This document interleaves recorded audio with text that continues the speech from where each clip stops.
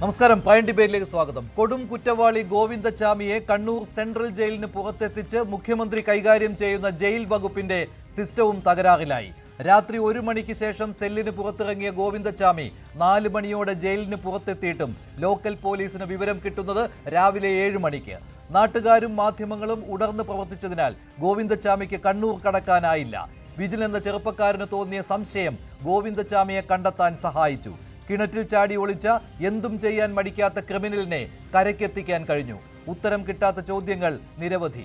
സെല്ലിലെ കമ്പികൾ മുറിച്ച് ജീവനക്കാരുടെ കണ്ണു വെട്ടിച്ച് കുഴി ചാടിക്കടന്ന് വൈദ്യുതി വേലിയും മതിലുകളും ഭേദിച്ച് ഒറ്റക്കയ്യനായ ഗോവിന്ദച്ചാമി എങ്ങനെ പുറത്തെത്തി? എങ്ങനെ ചാടിയെന്ന് ഇതുവരെ ഉത്തരവാദിത്തപ്പെട്ടവർ പറയാത്തത് എന്താണ്?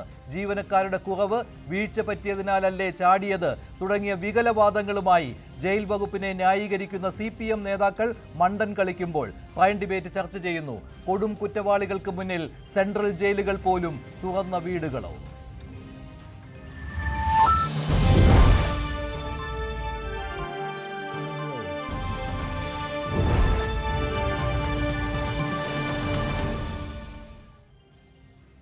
പേരിൽ advocate MR Abhilash, Shri Yuvaraj Gokul, Shri George Joseph, Shri Sakkariya George, advocate Baldev Sachidanandan എന്നിവർ ചേരുകയാണ്. ശ്രീ റെജി ലൂക്കോസിനെയും പ്രതീക്ഷിക്കുന്നു. ഇന്ന് രാവിലെയാണ് ആ ഞെട്ടിക്കുന്ന വിവരം പുറത്തെത്തിയത്.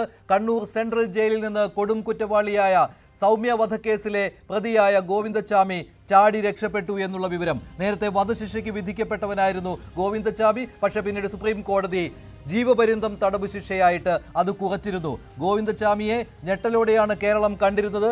കേരള മനസാക്ഷിക്ക് ഒരിക്കലും മാപ്പ് നൽകാൻ കഴിയാത്തയാളാണ് ഗോവിന്ദച്ചാമി. ആ ഗോവിന്ദച്ചാമിയാണ് കണ്ണൂർ സെൻട്രൽ ജയിലിൽ നിന്ന് ചാടിയത്. പക്ഷേ 10:45 ഗോവിന്ദച്ചാമിയെ പിടികൂടുവാൻ കേരള പോലീസിന് കഴിഞ്ഞു. അത് നാട്ടുകാരുടെ സഹകരണത്തോടു കൂടിയായിരുന്നു ഗോവിന്ദച്ചാമിയെ കീഴടക്കാൻ കേരള പോലീസിന് കഴിഞ്ഞത്. പക്ഷേ ജയിൽ വകുപ്പിന്റെ ഗുരുതരമായ അനാസ്ഥയാണ് ഇവിടെ കണ്ടത്. പോലീസിന് വിവരം കിട്ടിയത് രാവിലെ 7 മണിക്കാണ്. 1:15 ചാടിയത്, 4:15 ചാടിയത് തുടങ്ങിയ കൃത്യമായ വിവരങ്ങൾ ഇതുവരെ നൽകുവാൻ ജയിൽ വകുപ്പ് തയ്യാറായിട്ടില്ല. ജയിൽ അധികൃതർ തയ്യാറായിട്ടില്ല. 4 ജീവനക്കാരെ സസ്പെൻഡ് ചെയ്തിട്ടുണ്ട്. ജയിൽ മേധാവി ബൽറാം കുമാർ ഉപാധ്യായ ഇന്ന് കണ്ണൂർ ജയിൽ സന്ദർശിക്കാനിരുന്നതാണ്. അതിന് തൊട്ടു മുൻപാണ് ഗോവിന്ദച്ചാമി എന്ന കൊടും കുറ്റവാളി ജയിൽ ചാടിയത്. എങ്ങനെ ചാടാൻ കഴിഞ്ഞു? ആര് സഹായിച്ചു? വൈദ്യുതി വേലി പോലും എന്തുകൊണ്ടാണ് ഗോവിന്ദച്ചാമിക്ക് മുന്നിൽ തടസ്സമായി നിൽക്കാത്തത്? തുടങ്ങിയ ഒട്ടേറെ ചോദ്യങ്ങൾ വരുമ്പോൾ എങ്ങനെയാണ് ഗോവിന്ദച്ചാമി പോലുള്ള ക്രിമിനലുകളെ സെൻട്രൽ ജയിലുകളിൽ പോലും സംരക്ഷിച്ചു നിർത്തുന്നത്? എങ്ങനെയാണ് അവർക്ക് തടവൊരുക്കുന്നത്? തുടങ്ങിയ ഒട്ടേറെ സംശയങ്ങൾ നിലനിൽക്കുകയാണ്. നാട്ടുകാരുടെ പൂർണ്ണമായ സഹകരണം ഇക്കാര്യത്തിൽ ഉണ്ടായി ഗോവിന്ദച്ചാമിയെ പിടികൂടാൻ. അല്ലെങ്കിൽ ഗോവിന്ദച്ചാമിക്ക് കണ്ണൂർ കടന്ന് മറ്റ് സംസ്ഥാനത്തെ കടക്കുവാനുള്ള സാഹചര്യം ഉണ്ടാകുമായിരുന്നു. നാട്ടുകാർ ഉണർന്ന് പ്രവർത്തിച്ചതാണ് പോലീസിന് സഹായകരമായത്. ലോക്കൽ പോലീസും ഉണർന്ന് പ്രവർത്തിച്ചു. കണ്ണൂർ സിറ്റി പോലീസ് കമ്മീഷണർ ഉണർന്ന് പ്രവർത്തിച്ചു. പക്ഷേ ജയിൽ വകുപ്പിന്റെ ഗുരുതരമായ അനാസ്ഥയാണ് ഇവിടെ കണ്ടത്. ശ്രീ ജോർജ് ജോസഫ്, എങ്ങനെയാണ് ഇന്ന് ഗോവിന്ദച്ചാമിയുടെ ജയിൽ ചാട്ടത്തെയും പിന്നീട് പോലീസ് പിടിച്ചതിനെയും താങ്കൾ കാണുന്നത്? എങ്ങനെ ചാടാൻ കഴിഞ്ഞു ഗോവിന്ദച്ചാമിക്ക് കണ്ണൂർ സെൻട്രൽ ജയിൽ?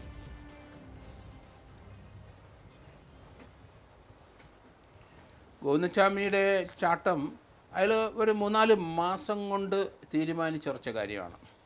കാരണം ആ വെന്റിലേറ്ററിലെ കമ്പി അറക്കാനായിട്ട് അയാൾ ഏകദേശം 2 മാസം എടുത്തു എന്നാണ്. അത്ര വേണ്ടി വരും. ചെറിയ ഒരു ബ്ലേഡാണ് കയ്യിലിരുന്നത്. പക്ഷേ ഇയാൾ ചാടിയ ശേഷം ഞാൻ പ്രതീക്ഷിച്ചില്ല ഇത്ര പെട്ടെന്ന് പിടിക്കപ്പെടുന്നു. നാട്ടുകാരുടെ സഹകരണം വളരെ വലുതായിരുന്നു. കാരണം അത് ചാനലെല്ലാം ഇതിനകത്ത് ഇയാളുടെ പഴയ പടവും പുതിയ പടവും ഒക്കെ കിട്ടുന്ന പടങ്ങളെല്ലാം ചാനലിൽ മുഴുവൻ, കേരളം മുഴുവൻ അത് പരസ്യമാക്കി. പക്ഷേ പോലീസ് പുറത്തുവിട്ട ചിത്രമായിരുന്നില്ല യഥാർത്ഥ ഗോവിന്ദച്ചാമിയുടേത്. പോലീസ് പുറത്തുവിട്ട ചിത്രമായിരുന്നില്ല യഥാർത്ഥ ഗോവിന്ദച്ചാമിയുടേത്, അതായത് ഇപ്പോഴത്തെ ഗോവിന്ദച്ചാമിയുടേത്. അങ്ങനെ ഒരു വ്യത്യാസം കൂടി അതിലുണ്ടായിരുന്നു. പക്ഷേ ആ ചെറുപ്പക്കാരന് സംശയം തോന്നി കൈയില്ലാത്തത്. അതുകൊണ്ടാണ് ഗോവിന്ദച്ചാമി പിടിക്കപ്പെടാൻ കാരണമായത്. അതെ, അത് ശരിയാണ്. ഗോവിന്ദസ്വാമിയുടെ നേരത്തെയുള്ള ഫോട്ടോയ്ക്ക് അത് താടിയില്ല. പക്ഷേ ഇയാൾ മനഃപൂർവ്വം ഇയാളൊരു കാമോഫ്ലാഗ് ആയിട്ട് പോകേണ്ടി വരും. അതുകൊണ്ട് ഇയാൾക്ക് താടി പഠിക്കാൻ പറ്റത്തില്ല, അസുഖമാണ്. മുടിയും താടിയും വളർത്തി ആൾ വേഷപ്രച്ഛന്നനായി തന്നെയാണ് അവിടുന്ന് ചാടിയത്. എങ്കിലും കൈയുടെ കാര്യം തന്നെ കറക്റ്റാണ്. കാരണം ഈ രാവിലെ അയാൾ പോകുമ്പം തലയിലൊരു ശബരിമല സ്വാമിമാർ കൊണ്ടുപോകുന്ന ഒരു കെട്ട് തലയിൽ വെച്ചിട്ട് ആ മുറിഞ്ഞ കൈ ആ കെട്ടിനകത്തോട്ട് വെച്ചു. അപ്പം കൈ ശ്രദ്ധിക്കത്തില്ല. ഇടയ്ക്കെങ്ങാനും എടുത്തപ്പോഴായിരിക്കും മറ്റേ ആൾ കണ്ടിരിക്കുന്നത്. എന്തായാലും അവിടെ മുതൽ ആ ഒരു ഓട്ടോറിക്ഷക്കാരൻ്റെ ഒരു സംശയം, അതോടുകൂടെ 3-4 പേര് അവർ വളരെ ആക്റ്റീവായിട്ട് ഇതിനെ ട്രേസ് ചെയ്യാനായിട്ട് നിന്നതുകൊണ്ടാണ് നമുക്ക് ഇയാളെ പിടിക്കാൻ പറ്റിയത്. പക്ഷേ അവിടെ കടന്നു പോയിരുന്നെങ്കിൽ, ഇയാൾ ഒളിച്ച സ്ഥലത്ത് അവിടെ ആരും ശ്രദ്ധിക്കാതെ അവിടെ കിടന്നിരുന്നെങ്കിൽ രാത്രിയോട് കൂടി ഇന്ന് പകൽ മുഴുവൻ അവിടെ കിടന്നിട്ട് രാത്രിയോട് ഇയാൾ ഡിസപ്പിയർ ചെയ്യും. ഗോവിന്ദചാമിയെ പോലെയുള്ള ഒരു ക്രിമിനൽ ഇത്ര പെട്ടെന്ന് പിടിക്കാൻ പറ്റുമെന്ന് ഞാൻ ഒരിക്കലും പ്രതീക്ഷിച്ചില്ല. കാരണം എനിക്കിതുപോലെ നേരത്തെ ഒരു അനുഭവമുണ്ട്. ഞാൻ മ്യൂസിയം സി ആയിരുന്ന സമയത്ത് പൂജപ്പുര സെൻട്രൽ ജയിലിൽ നിന്ന് ശിവജി എന്ന ആലപ്പുഴ ഒരു മർഡർ കേസിലെ പ്രതി അവിടുന്ന് ചാടി. അന്ന് ഇതേ തന്ത്രം തന്നെയാണ് ശിവജിയും. റിപ്പർ ജയാനന്ദൻ അയാളും ഇതുപോലെ ചാടിയിട്ടുണ്ട്. അവരെല്ലാം സ്വീകരിച്ചിരിക്കുന്ന മോഡസ് ഓപ്പറാൻഡി ഏകദേശം ഒരുപോലെ തന്നെയാണ്. അവർ കിടക്കുന്ന ചവക്കാളം അല്ലെ കമ്പിളി പതിപ്പ് വലിച്ചു കീറി ഒരു കയറായിട്ട് രൂപാന്തരപ്പെട്ടിട്ട് ആ കയറ് കെട്ടിയിട്ടാണ് ഇയാൾ ചാടിയിരിക്കുന്നത്. പക്ഷേ അയാൾ കിടക്കുന്ന സെല്ലിനകത്തെ വെൻറ്റിലേറ്റർ അത് വളരെ ഒരു 10-16 അടി ഉയരത്തിലുള്ള ചെറിയ വെൻറ്റിലേറ്ററാണ്. 5-6 കമ്പി മാത്രം ഉണ്ടാവും, വയർ മെഷ് വെച്ച് കവർ ചെയ്തിരിക്കുന്നത്. അവിടെ കയറി എങ്ങനെയാണ് മറ്റൊരാളുടെ സഹായം ഇല്ലാതെ അറക്കാൻ കഴിയില്ല. ഇയാൾ നേരത്തെ ശിവജിയുടെ കാര്യത്തിൽ അയാൾ അവിടെ ആ കമ്പിയെ പിടിച്ച് കെട്ടി ആ കമ്പിയെ ഒറ്റ കൈ കൊണ്ട് കമ്പിയെ തൂങ്ങി നിന്നിട്ട് മറ്റേ കൈ കൊണ്ട് അറുത്തു. അത് എന്നിട്ട് 10-30 ദിവസം എടുത്തിട്ടാണ് അയാൾ ചാടിയത്. ഇയാൾ ഒരു 2 മാസമൊക്കെ എടുത്തെന്നാണ് പറയുന്നത്. അങ്ങനെയൊക്കെയാണ് പറയുന്നത്. അയാൾ നൽകുന്ന മൊഴി മാത്രമേ ഉള്ളൂ. പക്ഷേ ജയിൽ ജീവനക്കാർ ഇതിലൊക്കെ അജ്ഞരാണ്. ജയിലിൽ നിന്ന് ഒരു ഔദ്യോഗിക വിശദീകരണവും ഇതുവരെ കിട്ടിയിട്ടുമില്ല. വിനോജ് എന്ന ചെറുപ്പക്കാരൻ, അദ്ദേഹത്തിന്റെ സഹായമാണ് പോലീസിന് തുണയായത്. അതല്ലായിരുന്നുവെങ്കിൽ ഗോവിന്ദചാമി അവിടെ നിന്നും രക്ഷപ്പെട്ടേനെ. വിനോജാണ് ആദ്യം കണ്ടത്, പോലീസിനെ അറിയിച്ചത്. വിനോജിന്റെ പ്രതികരണം കേൾക്കാം. അപ്പോൾ ഞാൻ നോർമലി വണ്ടി ഓടിക്കുന്ന ആ ഇടത് സൈഡ് തന്നെയാണ് അയാൾ വന്നിട്ടുണ്ടായിരുന്നത്. അപ്പോൾ ഞാൻ അയാളുടെ അടുത്ത് ഇപ്പം ജസ്റ്റ് ഒന്ന് കണ്ടു. അപ്പോൾ അയാൾ ജസ്റ്റ് ഒന്ന് നോക്കി നോർമലി അങ്ങ് നടന്നുപോയി. അപ്പോൾ ഞാൻ ജസ്റ്റ് തൊട്ടടുത്ത ഒരു ചായക്കടയിലുള്ള ഒരാളോട് ചോദിച്ചു, ഇത് ഇന്ന ആളാണോ, സംശയം ഉണ്ടെന്ന് പറഞ്ഞു. അപ്പോൾ എന്നാൽ നമുക്ക് നോക്കാമെന്ന് കരുതി ഞങ്ങൾ ജസ്റ്റ് തിരിയുമ്പോഴേക്കും ആളെ വിളിച്ചപ്പോഴേക്കും ആൾ തൊട്ടെന്ന് തന്നെ പേര് വിളിച്ചു, ഇതാ ഗോവിന്ദചാമി എന്ന് വിളിക്കുമ്പോഴേക്കും തന്നെ ആൾ ഉടനെ തന്നെ മതിൽ, ഈ പണി നടക്കുന്ന വീടിൻ്റെ ഉള്ളിലെ മതിലേക്ക് വന്ന് ആ മതിലെടുത്ത് ചാടി കാട്ടിലേക്ക് പോകണം ചെയ്തിട്ടുണ്ടായിരുന്നു. പിന്നീട് ഇല്ല ഉടനെ തന്നെ ഞങ്ങൾ ഈ എൻ്റെ കൂടെയുള്ള ആൾ അവിടം വരെ ചെന്ന് നോക്കും. അവനെ മതിലിനുള്ളിൽ കാട്ടിലൂടെ അങ്ങോട്ടേക്ക് ഓടി. ഉടനെ ഞങ്ങൾ പോലീസ് സ്റ്റേഷനിൽ വരും. അവിടെ ആ കാട്ടിനുള്ളിലേക്ക് ചാടി അവിടെ ഒരു ഒറ്റപ്പെട്ട ഒരു വീടുണ്ടായിരുന്നു. ആ വീടിനുള്ളിലേക്കാണ് ഗോവിന്ദചാമി പോയത്. അവിടെ കിണറ്റിൽ ചാടി കിണറ്റിൽ തന്നെ ഒളിച്ചിരിക്കുകയായിരുന്നു. അപ്പോഴാണ് പോലീസും നാട്ടുകാരും എത്തിയതും ഗോവിന്ദചാമിയെ കീഴടക്കാൻ കഴിഞ്ഞതും. ശ്രീ യുവരാജ് ഗോകുൽ, ഇത് സിസ്റ്റം തകരാർ ഒരു വകുപ്പിലൂടെ ഉണ്ടായിരിക്കുകയാണ്, ജയിൽ വകുപ്പ്. ഇതുവരെ ഒരു വിശദീകരണം പോലും നൽകുവാൻ ജയിൽ വകുപ്പിന് കഴിയുന്നില്ല. കണ്ണൂർ സെൻട്രൽ ജയിലിനെ കുറിച്ച് ഒട്ടേറെ പരാതികൾ ഇതിനു മുൻപ് ഉയർന്നു വന്നിട്ടുള്ളതാണ്. ജയിൽ ഉപദേശക സമിതിയിൽ CPM നേതാക്കൾ പി ജയരാജന്റെ സാന്നിധ്യവും അവിടെ ഉള്ളതാണ്. അവിടെ TP ചന്ദ്രശേഖരൻ വധക്കേസിലെ പ്രതികൾക്ക് സുഖചികിത്സ എന്നുള്ള കാര്യം വന്നതാണ് നേരത്തെ. എല്ലാ സൗകര്യങ്ങളും മൊബൈൽ ഫോൺ ഉൾപ്പെടെയുള്ളവ ജയിലിൽ കിട്ടുന്നു എന്നുള്ള കാര്യം പുറത്തു വന്നതാണ്. പക്ഷേ ഒരു മാറ്റവും അവിടെ സംഭവിച്ചിട്ടില്ല എന്നതിന് ഉദാഹരണം കൂടിയാവുകയാണ് ഗോവിന്ദചാമിയെ പോലെയുള്ള ഒരു കൊടും ക്രിമിനലിന് അനായാസം എന്ന് പറയത്തക്ക രീതിയിൽ ജയിലിന് പുറത്തു വരാൻ കഴിഞ്ഞത്. നോക്കൂ, കേരളത്തിൽ കുറച്ച് ദിവസങ്ങളായി നടന്നുകൊണ്ടിരിക്കുന്ന ഒരു സീരീസ് ഓഫ് വീഴ്ചകളുണ്ട് സിസ്റ്റത്തിൻ്റെ. ഒരു ദിവസം ഒരു വകുപ്പാണ് വീഴുന്നതെങ്കിൽ അടുത്ത ദിവസം മറ്റൊരു വകുപ്പ് വീഴുന്നു എന്നുള്ള തലത്തിൽ ഓരോ വകുപ്പുകളും മത്സരിച്ച് വീണുകൊണ്ടേയിരിക്കുകയാണ്. അതിൻ്റെ ഏറ്റവും അവസാനത്തെ സംഭവം മാത്രമാണ് ഇന്നത്തെ ഗോവിന്ദചാമിയുടെ ജയിൽ ചാട്ടവുമായിട്ട് സംഭവിച്ചിട്ടുള്ള ആഭ്യന്തര വകുപ്പിൻ്റെ വീഴ്ച എന്ന് പറയുന്നത്. ഈ വീഴ്ചയ്ക്കകത്ത് നമുക്ക് ഒരുപാട് സംശയം തോന്നുന്ന എലമെൻറ്റ്സ് ഉണ്ട്. ഒന്ന് എന്ന് പറയുന്നത്, ഇപ്പോൾ ഗോവിന്ദചാമിയെ പോലെ ഒരാൾ 1-2 മാസങ്ങൾ പ്രിപ്പയർ ചെയ്ത് അയാൾ ചപ്പാത്തി മാത്രം കഴിച്ച് അയാളുടെ ശരീരം ആ കമ്പിക്കകത്തുകൂടി ഇറങ്ങി വരാൻ പറ്റുന്ന തലത്തിലേക്ക് 2-3 മാസങ്ങൾ കൊണ്ട് അയാളുടെ ശരീരത്തിനെ പ്രിപ്പയർ ചെയ്ത്, സ്വാഭാവികമായിട്ടും പോലീസിനകത്തുള്ളവർക്ക് വളരെയധികം ട്രെയിൻഡ് ആയിരിക്കണമല്ലോ എല്ലാവരും. ഇപ്പോൾ തന്നെ പലരും ജയിൽ വകുപ്പുമായി ബന്ധപ്പെട്ട് പ്രവർത്തിച്ചിട്ടുള്ള വളരെ സീനിയറായിട്ടുള്ള ആൾക്കാർ പലരും പറയുന്നുണ്ട്, പ്രതികളുടെ സ്ഥിരമായിട്ടുള്ളൊരു മോഡസ് ഓഫ് ഓപ്പറാൻഡിയാണ് അവരുടെ ശരീരത്തിനെ മെലിയിക്കുക. കാരണം ജയിൽ ചാട്ടം അവർ പ്ലാൻ ചെയ്യുന്ന സമയത്ത് അവരങ്ങനെ ചെയ്യുന്നതാണ്. അപ്പോൾ ഗോവിന്ദചാമിയെ പോലെ ഇത്രയും വൃത്തികെട്ട ട്രാക്ക് റെക്കോർഡുള്ള ഒരാൾ, ഇത്രയും ക്രിമിനൽ ട്രാക്ക് റെക്കോർഡുള്ള ഒരാൾ അത്തരത്തിലൊരു നീക്കത്തിലേക്ക് പോകുന്ന സമയത്ത് സ്വാഭാവികമായിട്ടും ജയിൽ അധികൃതർക്ക് സംശയം തോന്നേണ്ടതാണ്. അവരത് ചെയ്തില്ല. ഒന്ന്. രണ്ടാമത്തെ ഒരു കാര്യം എന്ന് പറയുന്നത്, ഈ പറയുന്ന മതിലിന് ഫെൻസിങ് ഇപ്പോൾ തടവിലുള്ള അവിടെ ജയിലിലെ എല്ലാ തടവ് പുള്ളികളോടും ചെന്നിട്ട് ആ ഫെൻസിങ്ങിൽ ഇലക്ട്രിസിറ്റി കട്ട് ചെയ്തിട്ടിരിക്കുകയാണ് കേട്ടോ, അതിനകത്ത് ഷോക്കൊന്നും ഇല്ല കേട്ടോ എന്ന് പോലീസുകാരും പോയിട്ട് ഇവരെ ആരെയും ഇൻഫോം ചെയ്യാൻ പോകുന്നില്ലല്ലോ. അപ്പോൾ വെറുതെ കാഴ്ച കൊണ്ട് മാത്രം കണ്ടുകൊണ്ട് അതിനകത്ത് ഇലക്ട്രിസിറ്റി ഇല്ല എന്നുള്ള കാര്യം ഇവർക്ക് തിരിച്ചറിയാനും സാധിക്കില്ലല്ലോ. അപ്പോൾ അതിനകത്ത് കറണ്ട് ഇല്ല എന്നുള്ള കാര്യം കൃത്യമായിട്ട് അദ്ദേഹത്തിന് ഒരു ഇൻഫർമേഷൻ ഇവിടെ നിന്ന് കിട്ടിയിട്ടുണ്ട്. അത് എവിടെ നിന്നാണ് കിട്ടിയിരിക്കുന്നത്? അവിടെയാണ് തീർച്ചയായിട്ടും ഈ പറയുന്ന കണ്ണൂർ ജയിലുമായി ബന്ധപ്പെട്ടിട്ടുള്ള ഇത്തരത്തിലുള്ള CPM-ൻ്റെതായിട്ടുള്ള ക്രിമിനലുകൾ താമസിക്കുന്നതും അവർക്ക് പലതരത്തിലുള്ള സൗകര്യങ്ങളും അവിടെ ലഭിക്കുന്നതുമായി ബന്ധപ്പെട്ടിട്ടുള്ള സംശയങ്ങൾ ഉയരുന്നത്. അല്ല, സംശയങ്ങളെന്ന് ഞാൻ പറയുന്നത് അവർക്ക് ലഭിക്കും. ഇപ്പോൾ പുറത്ത് നിന്ന് ചില സാധനങ്ങൾ അവർക്ക് ലഭിക്കുന്നു, ഇപ്പോൾ സിഗരറ്റ് ലഭിക്കുന്നു, അല്ലെങ്കിൽ മൊബൈൽ ഫോൺ ലഭിക്കുന്നു, അല്ലെങ്കിൽ കുറച്ച് കഞ്ചാവ് ലഭിക്കുന്നു. ഇതൊന്നുമല്ല ഞാൻ പറയുന്നത്. അവിടെ സംശയം എന്ന് പറയുന്നത് ഇതിനകത്ത് നിന്ന് പല ക്രിമിനലുകളെയും പുറത്തേക്ക് കൊണ്ടുപോയി പല ക്രൈമും ചെയ്യിച്ചിട്ട് തിരിച്ചെത്തിക്കുന്നു എന്നുള്ള ആരോപണം വളരെ ശക്തമാണ്. പല ആൾക്കാർക്കും ആ വിഷയവുമായി ബന്ധപ്പെട്ടിട്ട് സംശയമുണ്ട്. ഇതിൻ്റെ അകത്ത് കിടക്കുന്ന പല ക്രിമിനലുകൾക്കും ഇതുവഴി പുറത്തേക്ക് ഇറങ്ങി പോകുവാനും കുറച്ച് സമയം കഴിയുമ്പോൾ തിരിച്ചകത്തേക്ക് വന്ന് കയറുവാനും വേണ്ടിയിട്ടുള്ള സൗകര്യങ്ങൾ ഈ പറയുന്ന ജയിലുകളിൽ നടക്കുന്നുണ്ട് എന്നുള്ള കാര്യത്തെക്കുറിച്ചിട്ട് വിവിധ ഭാഗത്ത് നിന്ന് കുറച്ച് കാലങ്ങളായിട്ട് ആരോപണം ശക്തമായിട്ട് നിൽക്കുകയാണ്. അപ്പോൾ തീർച്ചയായിട്ടും അത്തരത്തിലുള്ള സംഭവങ്ങൾ അവിടെ നടക്കുന്നു എന്നുണ്ടെങ്കിൽ ഇപ്പോൾ ഞാൻ മനസ്സിലാക്കുന്നിടത്തോളം 2 വർഷമായിട്ടെന്തോ അവിടെ ആ പറയുന്ന ഫെൻസിങ്ങിൽ കറണ്ട് കട്ട് ചെയ്തിട്ടിരിക്കുകയാണ്. അതിൻ്റെ അകത്തൂടെ അത് ചെയ്യുന്നില്ല. അപ്പോൾ എന്ത് അടിസ്ഥാനത്തിലാണ് അവർ ചെയ്തിരിക്കുന്നത്?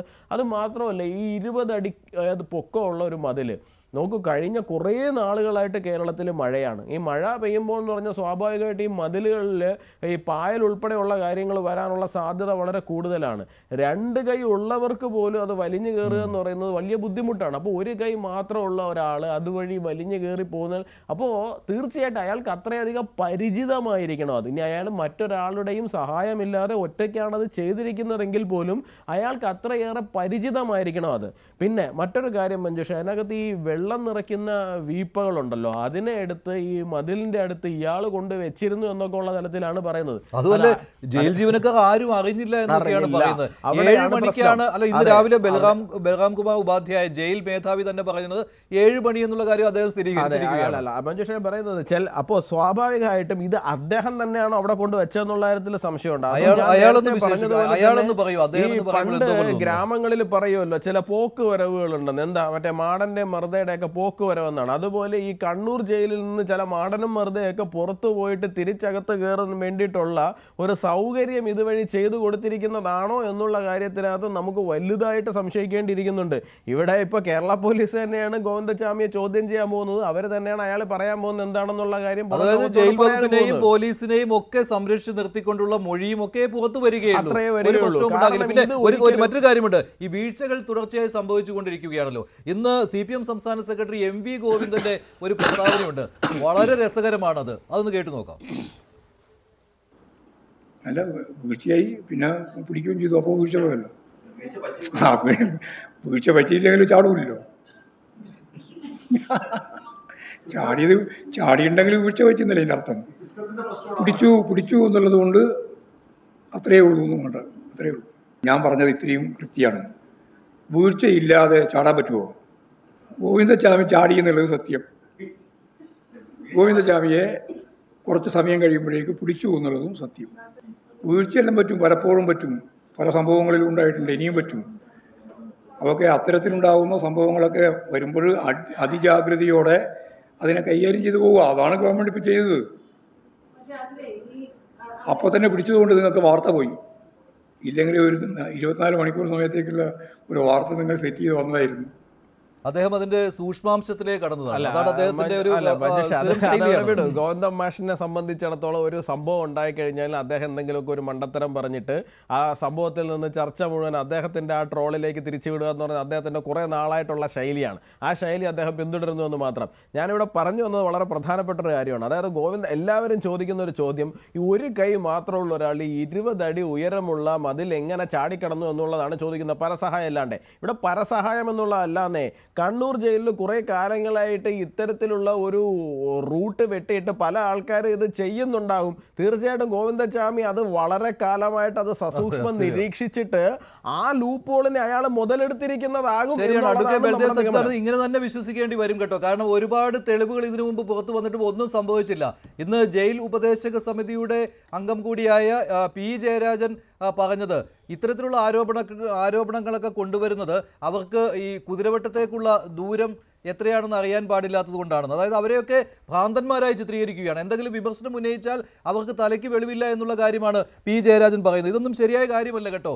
കണ്ണൂർ സെൻട്രൽ ജയിലിൽ നടക്കുന്നത് എന്താണെന്ന് എല്ലാവർക്കും അറിയാം. ഇപ്പോൾ ഗോവിന്ദചാമി അതിൻ്റെ അവസാന ഉദാഹരണമാണ്. വളരെ അനായാസം അയാൾക്ക് വെളിയിലെത്താൻ കഴിഞ്ഞു. കേരളത്തിലെ ആദ്യത്തെ സെൻട്രൽ ജയിലാണ് 1869 തുടങ്ങി കണ്ണൂർ സെൻട്രൽ ജയിൽ. അതിന് ഗോകുല് പറഞ്ഞ പോലെ 20 അടിയല്ല, 7.5 മീറ്റർ, 25 അടിയാണ് അതിന്റെ പൊക്കം. അത് ഒളിമ്പ്യന്മാർക്ക് പോലും ആ മതിലൊന്നും ചാടി കിടക്കാൻ പറ്റത്തില്ല. പിന്നെ ജയിൽ ഉദ്യോഗസ്ഥരും ജയിൽ പുള്ളികളും തമ്മിലുള്ള അവിശുദ്ധമായ കൂട്ടുകെട്ട് നമ്മുടെ നാട്ടിൽ വളരെ കൂടുതലായിട്ടുണ്ട്. ആ അവിശുദ്ധമായ കൂട്ടുകെട്ട് തന്നെയാണ് ഈ ഗോവിന്ദചാമിയെ പുറത്ത് അടിച്ചതെന്നുള്ളതിനകത്തൊന്നും യാതൊരു തർക്കവുമില്ല. ഒന്ന് കണ്ണട ചാരി ഇരുട്ടാക്കാൻ ശ്രമിക്കട്ടെ. ഒരു കാരണവശാലും 25 അടി പൊക്കമുള്ളൊരു മതിൽ ഒരാൾക്കോ രണ്ടാൾക്കോ ശ്രമിച്ചാൽ പറ്റത്തില്ല. അത്രയും വലിയൊരു മതിലൊന്നും ചാടിക്കിടക്കും. അപ്പൊ തീർച്ചയായിട്ടും അവിടെ മാസങ്ങളോളം ഇതിന്റെ പിന്നിൽ ഈ ജയിൽ ഉദ്യോഗസ്ഥരും അതുപോലെ തന്നെ ഈ പുള്ളിയുമായിട്ട് തീർച്ചയായിട്ടും രഹസ്യബന്ധങ്ങൾ, ഒരുപക്ഷെ പുറത്തുനിന്നോ സഹായം ഉണ്ടാകും. ശ്രീ എം ആർ അഭിലാഷൊക്കെ ഇവിടെ ഇരിപ്പുണ്ട്, വളരെ വ്യക്തമായിട്ടൊരു കാര്യം പറയാം. ഈ കേസുകൾ നടത്താൻ തന്നെ ലക്ഷക്കണക്കിന് രൂപ ഗോവിന്ദചാമിക്ക് സഹായം കിട്ടിയിട്ടുണ്ട്. അതിനെക്കുറിച്ച് അന്വേഷിച്ചിട്ടില്ല. അതും അന്വേഷിക്കപ്പെടേണ്ടതല്ലേ. എവിടുന്ന് ഇങ്ങനെ നടക്കുന്ന ഒരാൾക്ക് ഇത്രയും ലക്ഷക്കണക്കിന് രൂപ കേസ് നടത്താനൊക്കെയുള്ള പണം ഉണ്ടാകും? ഇദ്ദേഹം പുറത്തു വരുമ്പോൾ തീർച്ചയായിട്ടും അദ്ദേഹം പ്രതീക്ഷിച്ച സഹായം കിട്ടിക്കാണില്ല. സഹായം കിട്ടിയെങ്കിൽ ഈ 4 മണിക്കൂറിന് മുമ്പ് കേരളം കിടക്കുമായിരുന്നു. കണ്ണൂർ ജയിലിൽ നിന്ന് കേരളത്തിന്റെ ബോർഡർ കിടക്കാൻ 2-3 മണിക്കൂർ മതി. അപ്പോൾ കേരളത്തിന്റെ ബോർഡർ അയാൾ കടന്നു പോകുമായിരുന്നു. വളരെ വ്യക്തമായിട്ട് നമുക്കറിയാം. ഇതിനകത്ത് ആകെ ബലിയാടാൻ പോകുന്നത് എന്റെ സ്ഥലത്ത് നടന്ന തേവലക്കര സ്കൂളിലെ സംഭവം പോലെ 1-2 ഉദ്യോഗസ്ഥരെ സസ്പെൻഡ് ചെയ്തുകൊണ്ട് ഇങ്ങനെയുള്ള സംഭവങ്ങൾ നടക്കാതിരിക്കാൻ പോകുന്നില്ല. ഇതിന് ശക്തമായ രീതിയിലുള്ള നടപടിക്രമങ്ങൾ ഉണ്ടാകണം. അല്ല ഇതൊരു വീഴ്ചയാണ്, വീഴ്ചകൾ തുടർന്നും പറ്റുമെന്ന് ആര് പറഞ്ഞാലും നമുക്ക് അംഗീകരിക്കാൻ പറ്റുന്നില്ല. ഇത് തീർച്ചയായിട്ടും അഡ്മിറ്റ് ചെയ്തേ പറ്റൂ. ഇതിനൊന്നും നിഷേധിക്കാനും പറ്റില്ല. പിന്നെ ഈ ഗോവിന്ദചാമിയെ പിടിച്ചില്ലായിരുന്നെങ്കിൽ ഇതെവിടെ ചെന്ന് നിൽക്കുമായിരുന്നു? പിടിച്ചത് തന്നെ പോലീസിന്റെ കഴിവുകൊണ്ടൊന്നുമല്ല പിടിച്ചത്. നാട്ടുകാർ വളരെ ശക്തമായിട്ട് നിന്നതുകൊണ്ട്, അവർക്കത് മനസ്സിലാക്കാൻ കഴിഞ്ഞതുകൊണ്ടും, പിന്നെ ചാനലുകൾ, നിങ്ങളെപ്പോലുള്ള മാധ്യമങ്ങൾ ഇവന്റെ പല രൂപത്തിലുള്ള ഫോട്ടോകളൊക്കെ പുറത്തുവിട്ടു. ജനങ്ങളെല്ലാവരും വളരെ കൂടുതൽ ജാഗരൂകരായിട്ടുണ്ട്. കാര്യം എന്താ, അത്രയ്ക്ക് ഒരു കൊടും ക്രൂരത ചെയ്ത ഒരു കുറ്റവാളിയാണ്. ആ കുറ്റവാളിയെ പിടിക്കാൻ പോലീസിനേക്കാൾ കൂടുതൽ താല്പര്യം ജനങ്ങൾക്കുണ്ട്. അതല്ലേ പിടിച്ച അയാളെ അടിച്ചു കൊടുത്ത ആ വീഡിയോക്കകത്ത് കാണിക്കുന്നത്. ഇടയ്ക്കുള്ള അടിക്കുന്നുണ്ട്. അവരുടെ കൈ കിട്ടിയിരുന്നെങ്കിൽ കൊന്നു കളഞ്ഞതിനകത്ത് യാതൊരു തർക്കവുമില്ല. അത്രയ്ക്ക് ജനം പോലും വളരെ ജാഗ്രതയായിട്ടിരിക്കുമ്പോൾ ഈ ജയിൽ ഉദ്യോഗസ്ഥർക്ക് ഇത്രയും ദിവസമായിട്ട് ഇത് അറിയാൻ കഴിഞ്ഞില്ല എന്ന് പറഞ്ഞാൽ അത് അങ്ങേയറ്റത്തെ നിരുത്തരവാദ അങ്ങനെയാണെങ്കിൽ ജയിൽ വകുപ്പ് എന്ന് പറയുന്നത് കേരളത്തിൽ കുത്തഴിഞ്ഞ ഒന്നായി മാറിയിരിക്കുകയാണ്. ജയിൽ വകുപ്പിന്റെ മേധാവി എന്ന് പറയുന്നത് മുഖ്യമന്ത്രി പിണറായി വിജയനാണ്. അപ്പോൾ കുത്തഴിഞ്ഞ ഒന്നായി മാറിയിരിക്കുന്ന ജയിൽ വകുപ്പിന്റെ ഉത്തരവാദി തന്നെ ഇതിനുള്ള ഉത്തരം പറയേണ്ടി വരും. തീർച്ചയായിട്ടും അത് ഞാൻ പറഞ്ഞില്ല, അതിനകത്ത് നേതാക്കന്മാർക്കൊന്നും വെറുതെ അതിന് ലാഘവത്തോട് ഒഴിഞ്ഞു കാണാൻ പറ്റത്തില്ല. അതിപ്പോ പോലീസ് തലപ്പം തന്നെ നമുക്കറിയില്ല. DGP-യും ADGP-മാരും തമ്മിലുള്ള വഴക്കും IAS ഓഫീസർമാർ തമ്മിലുള്ള വഴക്കും അവർ തമ്മിൽ കുറ്റാരോപണങ്ങളൊക്കെ നടക്കുന്നുണ്ട്. അപ്പൊ ഇതിനകത്ത് ഈ ക്രമസമാധാന നിലയായാലും മറ്റു കാര്യങ്ങളും പരിഹരിക്കുന്നതിനകത്ത് കുറെ അധികം വീഴ്ച പറ്റിയിട്ടുണ്ട്. ആ വീഴ്ചകൾ ഉൾക്കൊണ്ട് പരിഹരിച്ച് മുന്നോട്ട് പോകണം. അല്ല അതിന് നമ്മൾ കണ്ണടച്ചിരുട്ടാക്കാൻ ശ്രമിക്കുകയാണെങ്കിൽ ശരിയാണ്. ഇടത് സഹയാത്രികർക്ക് പോലും ന്യായീകരിക്കാൻ പറ്റാത്ത രീതിയിലേക്ക് കേരളത്തിലെ വകുപ്പുകളുടെ വീഴ്ച മാറിയിരിക്കുകയാണ്. ശ്രീ ബൽദേവ് സച്ചിദാനന്ദൻ പല കാര്യങ്ങളും സർക്കാരിനെ അനുകൂലിക്കുന്ന ആളാണ്, ഇടത് സഹയാത്രികനാണ്. പക്ഷേ ഇക്കാര്യത്തിൽ ഈ ഗോവിന്ദചാമിയെ പോലെയുള്ള ഒരു കൊടും ക്രിമിനലിന് കണ്ണൂർ സെൻട്രൽ ജയിൽ പോലെയുള്ള അതീവ സുരക്ഷാ കേന്ദ്രം എന്നൊക്കെ പറയുന്ന സ്ഥലത്ത് നിന്ന് ഇങ്ങനെ ചാടി വരാൻ പറ്റിയതിനെ പറ്റി ന്യായീകരിക്കാൻ പോലും പറ്റുന്നില്ല ഇടത് സഹയാത്രികർക്ക് പോലും. ശ്രീ എം ആർ അഭിലാഷ്, ഇവിടെ ഉണ്ടായിരിക്കുന്ന വീഴ്ചകൾ എന്തൊക്കെയാണ്? ശ്രീ മഞ്ജുഷ്, ഇത് വളരെ ഹാർട്ട് വാമിംഗ് ആയിട്ടുള്ളതാണ് ശ്രീ അഡ്വക്കേറ്റ് ബലദേവ് സച്ചിദാനന്ദന്റെ ഈ വിഷയത്തെ സംബന്ധിച്ചിട്ടുള്ള പ്രതികരണം. കാരണം ഇടതുപക്ഷ സർക്കാരിനെ എപ്പോഴും അതിനെ ഒരു സിമ്പത്തറ്റിക് ആയിട്ട് ഡെവലപ്മെന്റ്സിനെ വിശകലനം ചെയ്യുന്ന അദ്ദേഹത്തിന് പോലും പൊതു താല്പര്യത്തിന്റെ വെളിച്ചത്തിൽ ഈ ഒരു വിഷയത്തിനെ വളരെ നിഷ്പക്ഷമായിട്ട് വിശകലനം ചെയ്യാനുള്ള ഒരു മനസ്സ് വന്നു എന്നുള്ളത്, എങ്ങനെയാണ് ജനങ്ങൾ ഈ വിഷയത്തോട് പ്രതികരിക്കുന്നത്, എങ്ങനെ ജനമനസ്സിൽ ഈ വിഷയത്തിന്റെ പ്രാധാന്യം എങ്ങനെയാണെന്ന് അദ്ദേഹത്തിന് മനസ്സിലാക്കാൻ കഴിഞ്ഞു എന്നുള്ളതാണ്. ഇവിടെ നേരത്തെ ശ്രീ യുവരാജ് ഇതിനെ സംബന്ധിച്ച് ഫോളോ ഔട്ട്സിനെ കുറിച്ച് അക്കവിട്ട് പറയുകയുണ്ടായി.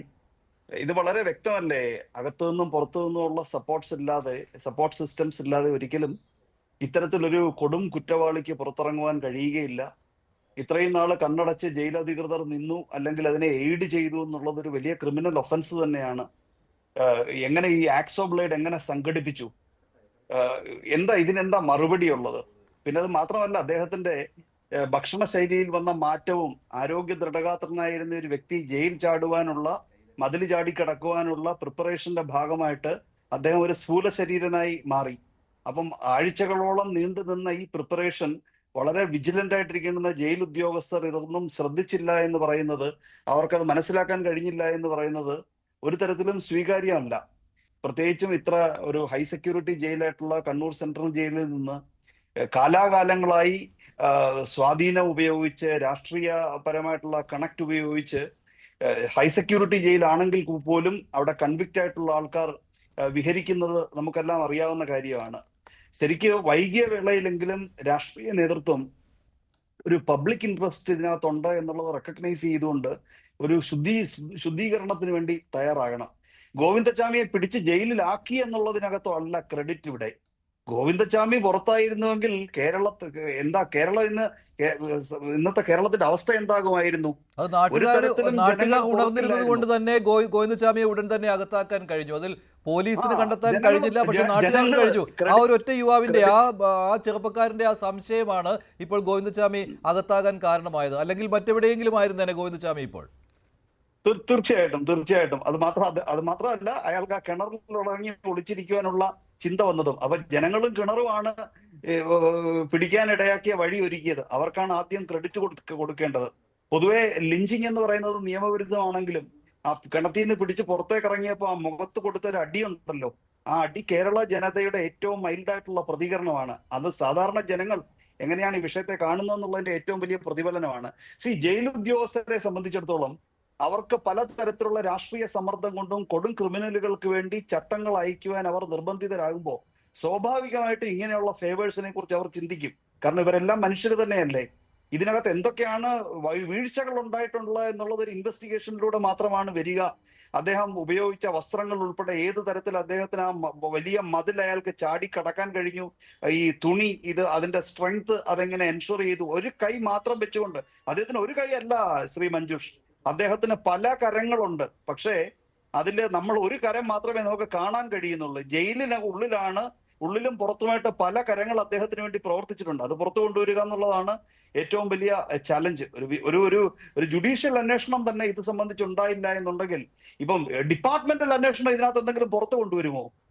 കേരളത്തിലെ ഓരോ സ്ത്രീക്കും, ഓരോ അമ്മയ്ക്കും, ഓരോ പെങ്ങൾക്കും ഇവിടെ ഇന്ത്യൻ പൗരന്മാരവിടെ ജീവിച്ചിരിക്കുന്നവരുടെ ജീവനും സുരക്ഷിതത്വത്തിനും ത്രട്ടായിട്ടുള്ള ഒരു വ്യക്തി ഇങ്ങനെ പുറത്തിറങ്ങി എന്നുള്ളത് മറ്റൊരു ജയിൽ ബ്രേക്ക് പോലെ ഗോവിന്ദൻ മാസ്റ്ററുടെ സ്വതസിദ്ധമായിട്ടുള്ള രീതിയിൽ ഇതിനെ ലളിതവൽക്കരിച്ച് കാട്ടാൻ കഴിയില്ല. കോൺസ്റ്റിറ്റ്യൂഷൻ പ്രകാരം, ഇന്ത്യൻ ഭരണഘടനയുടെ 21-ാം വകുപ്പ് പ്രകാരം ഓരോ വ്യക്തിയും കേരളത്തിൽ, ഓരോ സ്ത്രീയും അവർക്ക് ഗ്യാരണ്ടീഡ് ആയിട്ടുള്ള സുരക്ഷയെ ത്രട്ടൺ ചെയ്തുകൊണ്ടാണ് ഈ മൃഗം പുറത്തിറങ്ങിയത്. എങ്ങനെയാണ് അതിനെ ലളിതവൽക്കരിക്കാൻ കഴിയുക? പിടിച്ചകത്തിട്ടു എന്നുള്ളത് നിർബന്ധിതരാവില്ലേ? ഗോവിന്ദചാമി ഇന്ന് അവരെ പിടിക്കാൻ കഴിഞ്ഞില്ല എന്നുണ്ടെങ്കിൽ കേരളത്തിൽ എന്ത് സംഭവിക്കുമായിരുന്നു? എത്ര നിസ്സാരവൽക്കരിച്ചാണ് ഇന്ന് എം.വി. ഗോവിന്ദൻ പറഞ്ഞത്. ഇന്നത്തെ ഈ പൊതുസമൂഹത്തെ നോക്കി പരിഹസിക്കുന്ന രീതിയിലുള്ള പ്രതികരണമായി പോയി എം.വി. ഗോവിന്ദൻ്റേത്. അദ്ദേഹം അത് തിരുത്തേണ്ടതാണ്. കാരണം ഇത്ര ലാഘവത്തോടുകൂടി ഗോവിന്ദചാമിയെ പിടിച്ചില്ലേ, അപ്പോൾ വീഴ്ച തീർന്നില്ലേ എന്ന രീതിയിൽ അദ്ദേഹം പറയുന്നത് എന്തർത്ഥത്തിലാണ്? എത്ര ലാഘവത്തോടു കൂടിയാണ് എം.വി. ഗോവിന്ദൻ ഇന്ന് പ്രതികരിച്ചത്? അങ്ങനെയല്ലായിരുന്നു പാർട്ടി സംസ്ഥാന സെക്രട്ടറി പ്രതികരിക്കേണ്ടത് എന്ന കാര്യത്തിൽ യാതൊരു സംശയവുമില്ല. ശ്രീ സക്കറിയ ജോർജ്, അത് ഇപ്പോൾ ഇല്ല, ശ്രീ ജോർജ് ജോസഫ്, ഇതിൽ നേരത്തെ വധശിക്ഷയ്ക്ക് വിധിക്കപ്പെട്ടയാളുടെ വധശിക്ഷ ജീവപര്യന്തമായി കുറഞ്ഞത് അത് സുപ്രീം കോടതി നടത്തിയ ഒരു നിരീക്ഷണത്തിൽ നിന്നാണ്. ഇയാൾ സൗമ്യയെ തള്ളിയിട്ടിട്ടില്ല, അത് കൊലപാതകത്തിന് കാരണമായില്ല എന്നതായിരുന്നു വധശിക്ഷയിൽ നിന്ന് രക്ഷപ്പെടുവാനായിട്ട് ഇയാളെ സഹായിച്ചത്. സുപ്രീം കോടതി അങ്ങനെയാണല്ലോ കണ്ടെത്തിയത്. ഈ ഒറ്റക്കൈയായ ആൾക്ക് അതിന് സാധിക്കില്ല എന്ന് പറഞ്ഞുകൊണ്ട്. പക്ഷേ അതിശക്തനായ ഒരാളാണ് ഗോവിന്ദചാമി എന്ന് ഇന്നത്തെ ആ ദൃശ്യങ്ങൾ തന്നെ തെളിയിക്കുന്നതാണ്. മാത്രമല്ല, ഇയാളെ അന്ന് അറസ്റ്റ് ചെയ്ത പോലീസ് ഉദ്യോഗസ്ഥൻ അഷ്റഫ് പറഞ്ഞത് എത്രയും പെട്ടെന്ന് ഇയാളെ അകത്താക്കുക, അല്ലെങ്കിൽ ഇയാൾ എന്തൊക്കെ ചെയ്തു കൂട്ടുമെന്ന് പറയാൻ പറ്റുകയില്ല, ഞങ്ങളതിൽ അനുഭവസ്ഥരാണ് എന്നാണ്. അപ്പോൾ ആ പോലീസ് ഓഫീസർ നൽകിയ മുന്നറിയിപ്പ് അത് കേരളം ഞെട്ടലോടെയാണ് രാവിലെ കേട്ടത്. പക്ഷെ ആ ജാഗ്രത പോലും ജയിലിലെ ജീവനക്കാർക്ക് ഇല്ല എന്നല്ലേ ഇത് തെളിയിക്കുന്നത്?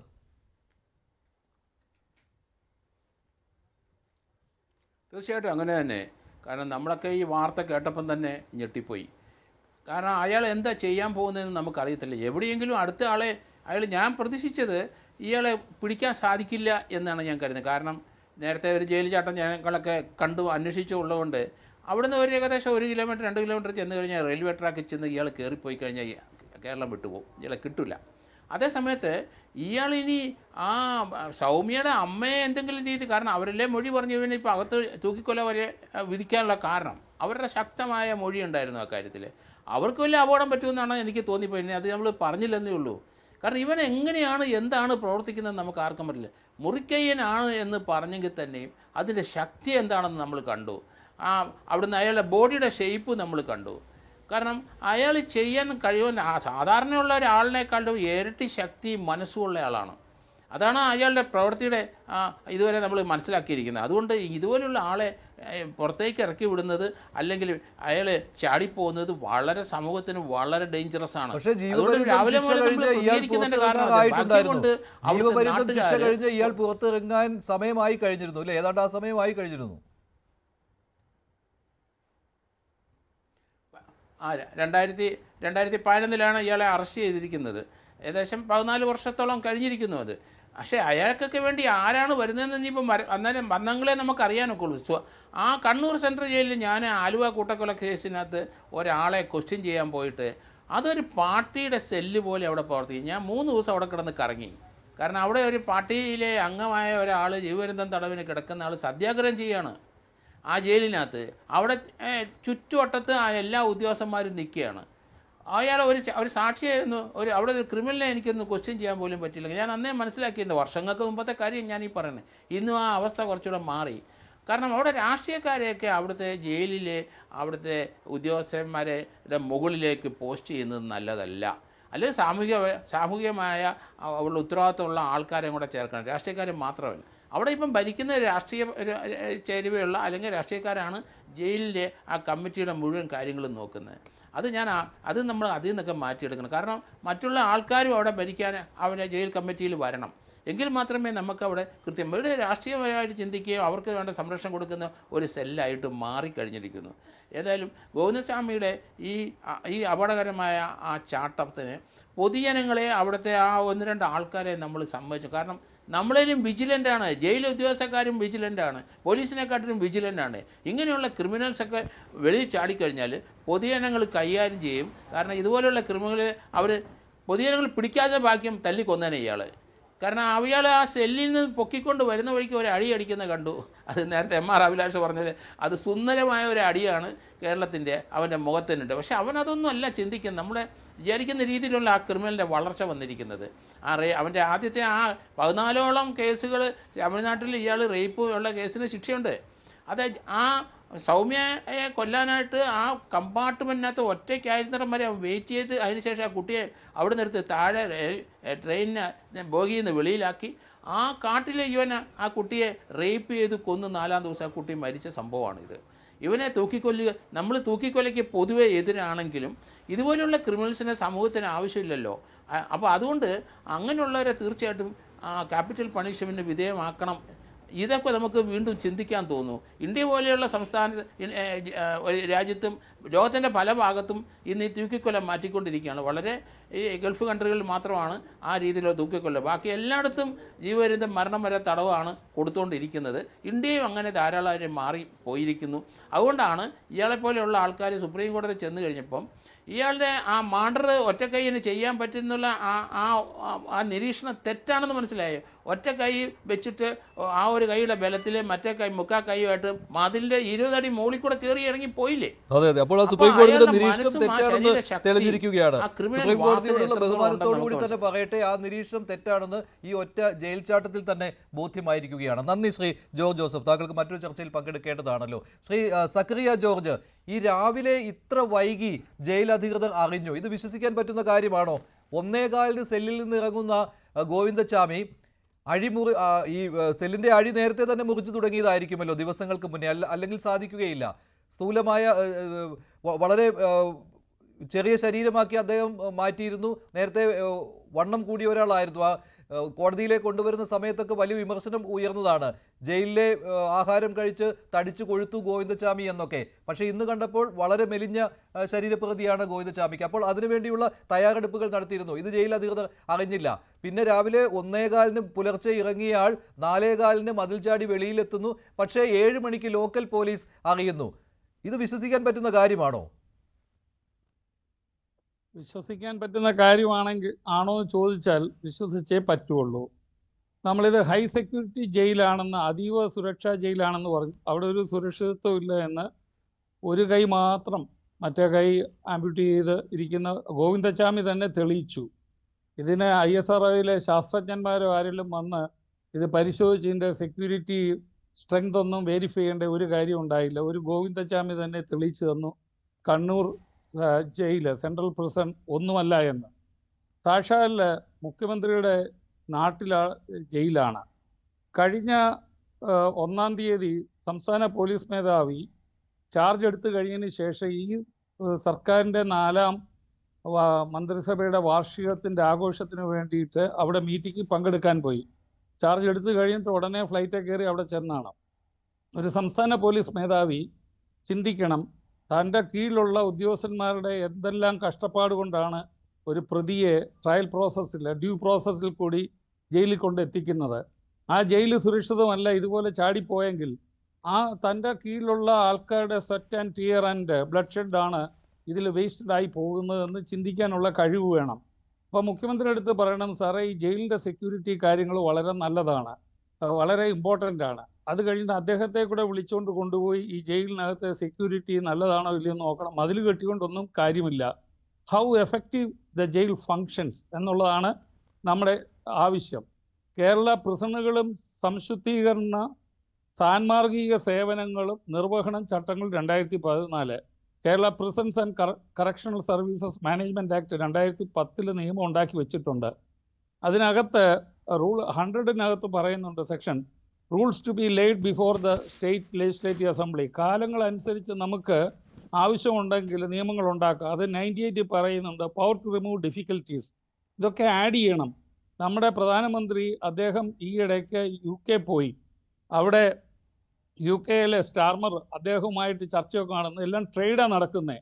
പക്ഷേ ഇന്ന് ഏറ്റവും നല്ല രീതിയിലുള്ള പ്രിസൺ സർവീസ് നടക്കുന്നത് UK-യിലാണ്. UK ഗവൺമെൻറ്റിൻ്റെ പ്രിസൺ ടെക്നോളജിയൊക്കെ പഠിക്കണം. അവിടെ നമ്മൾ വിദേശത്ത് പോകുമ്പം അവരുടെ ആരുടെയും പോക്കറ്റ് മണി കൊണ്ടല്ല, നമ്മുടെ നികുതി കാശ് കൊണ്ടാണ് അവർ വിദേശത്തെല്ലാം പോകുന്നത്. കേരളത്തിലെ മന്ത്രിമാർ പോകുമ്പോഴും അവർ നല്ല രാജ്യങ്ങളിലെ പ്രിസണൊക്കെ എങ്ങനെയാണ് ഇടേണ്ടതെന്നും ഇവിടുത്തെ റൂൾ ഓഫ് ലോയ്ക്ക് റൂൾ ബൈ ലോയും അത് എൻഷുർ ചെയ്യണം. ഈ റൂൾ ഓഫ് ലോയും റൂൾ ബൈ ലോയും ഉണ്ടെങ്കിൽ ലവ് ഫോർ റൂളും ഉണ്ടാവുകയുള്ളൂ. ജനങ്ങൾ നിയമത്തെ സ്നേഹിക്കണം.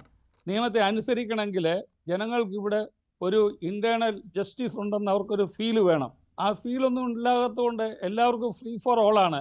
ഗോവിന്ദച്ചാമി പോലും നിയമത്തെ വെല്ലുവിളിക്കുന്നത്. കാര്യം എന്താ, അയാൾ ആദ്യമേ ചെല്ലുമ്പം അയാൾക്ക് ചിലപ്പം ജയിലിൽ ചാടണം എന്നൊന്നും അയാൾക്ക് ചിന്ത കാണില്ല. അപ്പം ഇയാളെ കൊണ്ടുപോയി ഒരു മിലിറ്ററി ക്യാമ്പിലാണ് ഇടുന്നതെങ്കിൽ അയാൾ ഒരിക്കലും ചാടാൻ ചിന്തിക്കത്തില്ല. കാര്യം ചാടിക്കഴിഞ്ഞാൽ അയാളുടെ ശരീരത്തിൽ 2 വൂണ്ടുണ്ടാവും. ഒന്ന് എൻട്രി വൂണ്ടും അടുത്ത എക്സിറ്റ് വൂണ്ടും. എൻട്രി വൂണ്ടിൽ കൂടെ ഒരു നല്ല ബുള്ളറ്റ് കയറി അപ്പുറത്തൂടെ എക്സിറ്റ് വൂണ്ടിൽ കൂടെ ഇറങ്ങിപ്പോവും. അപ്പം അയാൾക്ക് മനസ്സിലാകും ഇവിടെ കളിയൊന്നും നടക്കത്തില്ലെന്ന്. നമ്മുടെ സിസ്റ്റം വീക്കാണ്. ഒന്ന് സമ്പന്നതയാണ്. സമ്പന്നത വരുമ്പോൾ കാശും കൈക്കൂലിയാണ് മൊത്തം ജയിൽ. എനിക്ക് വ്യക്തമായിട്ട് അറിയാം. ഞാൻ ഹ്യൂമൻ റൈറ്റ്സിൽ നിന്നൊക്കെ ഈ ചിത്രമാണ് പോലീസ് ആദ്യം പുറത്തുവിട്ടത്. ആ ചിത്രം കണ്ടു കഴിഞ്ഞാൽ ഗോവിന്ദച്ചാമിയാണ് അതെന്ന് അറിയാൻ ഒരിക്കലും കഴിയുകയില്ല. ഈ ചിത്രം കാണിച്ചുകൊണ്ടാണ് സൂക്ഷിക്കണം എന്നുള്ള മുന്നറിയിപ്പ് നൽകിയതും ഇയാളെക്കുറിച്ച് എന്തെങ്കിലും വിവരം കിട്ടുന്നവർ അടുത്തുള്ള പോലീസ് സ്റ്റേഷനിൽ അറിയിക്കണം, പോലീസിനെ വിളിച്ച് അറിയിക്കണം എന്ന് പറഞ്ഞുകൊണ്ട് വിവിധ ഫോൺ നമ്പറുകൾ നൽകിയതും. പക്ഷേ ഇത് ഗോവിന്ദച്ചാമിയെ പിടിച്ച സമയത്തുള്ള ചിത്രവുമായി ഒരു സാമ്യവുമില്ല. അപ്പോൾ ലേറ്റസ്റ്റ് ആയിട്ടുള്ള ഫോട്ടോ പോലും പുറത്തുവിടാൻ എന്തുകൊണ്ട് ജയിൽ അധികൃതർക്ക് കഴിഞ്ഞില്ല എന്നുള്ളതാണ്. പിന്നെ ഒരു ചിത്രം അവിടെ ജയിലിൽ നിൽക്കുന്ന ഒരു ഫോട്ടോ കൂടി ഉണ്ടായിരുന്നു. ശ്രീ യുവരാജ് ഗോകുൽ, അപ്പോൾ വീഴ്ചകൾ എണ്ണി പറയാൻ കഴിയുന്നതാണ്. പിന്നെ ഇവിടെ ജയിൽ ഉപദേശക സമിതിയുടെ കാര്യം പറഞ്ഞുകൊണ്ട് രാവിലെ BJP നേതാവ് ശ്രീ K. സുരേന്ദ്രൻ പറഞ്ഞിരുന്നു. അതിൽ P. ജയരാജനിട്ട് ഒരു കൊട്ടു കൊടുക്കുകയായിരുന്നു അദ്ദേഹം ചെയ്തത്. അതിന് ജയരാജൻ പറഞ്ഞ മറുപടിയും താങ്കൾ ശ്രദ്ധിച്ചുവല്ലോ. ഇത് രാഷ്ട്രീയമായി കാണുകയാണ്, ഇതിൽ രാഷ്ട്രീയ നേട്ടം കൊയ്യാൻ ഒരുങ്ങുകയാണ്, അവർക്കുള്ള സ്ഥാനം കുതിരവട്ടത്താണ് എന്ന രീതിയിലാണ് അദ്ദേഹത്തിൻ്റെ പ്രസ്താവന വന്നത്. അല്ല, കുതിരവട്ടത്താണെന്ന് മാത്രമല്ല, K. സുരേന്ദ്രൻ എന്തോ BJP സംസ്ഥാന അധ്യക്ഷത്തിൽ നിന്ന് മാറിയതിൻ്റെ മാനസിക പ്രശ്നമാണെന്നാണ് എനിക്ക് പറയാനുള്ളതെന്ന് പറഞ്ഞു കഴിഞ്ഞാൽ BJP സംസ്ഥാന അധ്യക്ഷൻ്റെ സ്ഥാനത്ത് K. സുരേന്ദ്രൻ 5 വർഷം ഇരുന്നു. അദ്ദേഹത്തിന് അതിന് സാധിച്ചിട്ടുണ്ട്. ശ്രീ P. ജയരാജനെ സംബന്ധിച്ചിടത്തോളം ഇന്ന് വരെ കണ്ണൂർ ജില്ലയ്ക്ക് പുറത്തേക്ക് സംഘടനാപരമായി ഒന്ന് നോക്കാൻ പോലും പിണറായി വിജയൻ അനുവാദം കൊടുത്തിട്ടില്ല.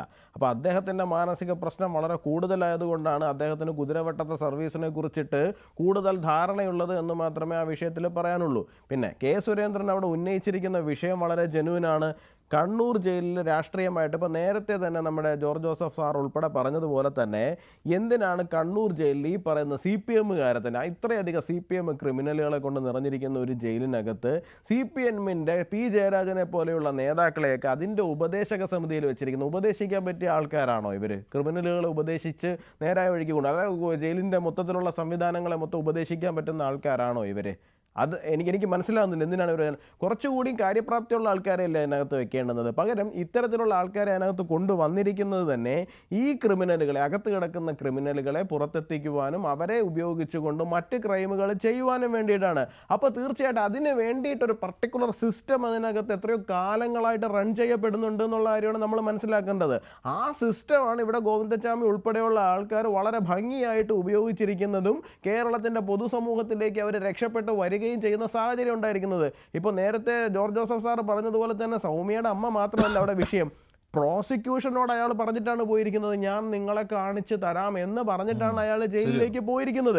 അപ്പം ഇയാൾ പുറത്തിറങ്ങി ഇയാൾ പ്രതീക്ഷിച്ചിരുന്ന ഒരു സഹായം അയാൾക്ക് ലഭിച്ചിട്ടുണ്ടായിരുന്നു എന്നുണ്ടെങ്കിൽ, അയാൾ രക്ഷപ്പെട്ടു പോയിട്ടുണ്ടായിരുന്നു എന്നുണ്ടെങ്കിൽ എന്തൊക്കെ വലിയ ക്രൈമിനായിരുന്നിരിക്കും പിന്നീട് നമ്മുടെ സംസ്ഥാനം സാക്ഷ്യം വഹിക്കേണ്ടി വരുന്നു എന്നുള്ള കാര്യം നമുക്ക് ഞെട്ടലോടുകൂടി മാത്രമേ ഓർക്കാൻ സാധിക്കുകയുള്ളൂ. ഇവിടെ ഏറ്റവും ഗുരുതരമായ വീഴ്ച തുടങ്ങുന്നത് ഇന്നോ ഇന്നലെയോ അല്ല എന്നേ ഞാൻ പറയുള്ളൂ. ഇപ്പോൾ നേരത്തെ തന്നെ അദ്ദേഹം പറഞ്ഞൊരു വിഷയമുണ്ടല്ലോ, ഞാൻ ആദ്യത്തെ റൗണ്ടിൽ പറയണമെന്ന് അതാണ്. അതായത് ഈ ഗോവിന്ദച്ചാമിക്ക് വേണ്ടിയിട്ട് സുപ്രീം കോടതി വരെ പോയിട്ട് കേസ് ഫൈറ്റ് ചെയ്തിരിക്കുകയാണ്. ഹൈക്കോടതിയിൽ ഒരു വക്കീലിനെ പോലെ ഒരാൾ വന്നു, സുപ്രീം കോടതിയിൽ വരെ ഫൈറ്റ് ചെയ്തിരിക്കുകയാണ്. എത്ര ലക്ഷം രൂപ അതിനുവേണ്ടി ചിലവായിട്ടുണ്ടാവും എന്നറിയാമോ? ഏറ്റവും കുറഞ്ഞത് ഞാൻ കണക്കാക്കുന്നത് അനുസരിച്ചിട്ട് ഒരു 1,00,000 മുതൽ അല്ലെങ്കിൽ 1,00,000 കോടി വരെ, ക്ഷമിക്കണം, 1/4 കോടി മുതൽ 1/2 കോടി രൂപ വരെ, 25 ലക്ഷം രൂപ മുതൽ 50 ലക്ഷം രൂപ വരെ ഈ പറയുന്ന ക്രിമിനലിന് വേണ്ടിയിട്ട് ചിലവഴിച്ചിട്ടുണ്ടാവും. ഇയാൾ നമ്മുടെ റെയിൽവേ സ്റ്റേഷനുകളിലും ട്രെയിനുകളിലും വഴിയോരങ്ങളിലും കൈയില്ലാണ്ട് യാചിച്ച് മാത്രം നടന്നിരുന്ന ഒരാളാണ്. 25 ലക്ഷം രൂപ മുതൽ 50 ലക്ഷം രൂപ വരെ ഇയാൾക്ക് വേണ്ടിയിട്ട് കേസിന് വേണ്ടി മുടക്കുവാൻ വേണ്ടിയിട്ട് ഏതോ ഒരു മാഫിയ തയ്യാറായിട്ടുണ്ടായിരുന്നു എന്നുണ്ടെങ്കിൽ ആ മാഫിയെ കുറിച്ചിട്ടുള്ള അന്വേഷണം എവിടെയാണ് പോയത്? എവിടെയാണ് പോയിട്ട് അത് ഇടിച്ചു നിൽക്കുന്ന സാഹചര്യം ഉണ്ടായത്? അത് മാത്രമല്ലല്ലോ, സുപ്രീം കോടതിയിലേക്ക് എത്തിയപ്പോൾ നമ്മൾ കണ്ടതാണല്ലോ, ഹൈക്കോടതിയിൽ വാദിച്ചിരുന്ന വക്കീലിനെ ഉൾപ്പെടെ മാറ്റി പുതിയൊരു വക്കീലിനെ കൊണ്ടുവന്ന് അദ്ദേഹത്തിന് കൃത്യമായിട്ട് ഫോറൻസിക് റിപ്പോർട്ടോ മറ്റു കാര്യങ്ങളോ ഒന്നും തന്നെ അവിടെ ആധികാരികമായിട്ട് വാദിക്കുവാൻ കഴിയാതെ പോയതുകൊണ്ടുകൂടിയാണ് ഇപ്പോൾ നമ്മൾ നേരത്തെ സുപ്രീം കോടതിയെ കുറ്റം പറഞ്ഞു. സുപ്രീം കോടതിയെ സംബന്ധിച്ചിടത്തോളം അവരുടെ മുമ്പിൽ പ്രോസിക്യൂഷൻ വെക്കുന്ന തെളിവുകളുടെ അടിസ്ഥാനത്തിൽ മാത്രമാണ് അവർക്ക് വിധി പറയാൻ വേണ്ടിയിട്ട് സാധിക്കുന്നത്. ഇവിടെ സുപ്രീം കോടതി എന്തുകൊണ്ടാണ് ഈ പറയുന്ന വ്യക്തിയുടെ വധശിക്ഷ എന്നുള്ളത് ജീവപര്യന്തത്തിലേക്ക് മാറ്റിക്കൊടുത്തത്? കാരണം നമ്മൾ നേരത്തെ പറഞ്ഞതുപോലെ തന്നെ ഇയാളല്ല സൗമ്യയെ ട്രെയിനിൽ നിന്ന് തള്ളിയിട്ടത് എന്നുള്ള ഒരു നിഗമനത്തിലേക്ക് അവരെത്തിയത് കൊണ്ടാണ്. അങ്ങനെ അല്ല എന്ന് പ്രൂവ് ചെയ്യണമായിരുന്നു എന്നുണ്ടെങ്കിൽ തീർച്ചയായിട്ടും ഫോറൻസിക് തെളിവുകൾ ഉൾപ്പെടെയുള്ള കാര്യങ്ങൾ അവിടെ കൃത്യമായിട്ട് വാദിക്കണമായിരുന്നു. വാദിക്കുന്നതിനകത്ത് പ്രോസിക്യൂഷൻ പരാജയപ്പെട്ടു എന്നുള്ള കാര്യം 2016 ഇവിടെയുള്ള എല്ലാ മാധ്യമങ്ങളും ഒരുപോലെ റിപ്പോർട്ട് ചെയ്തതാണ്.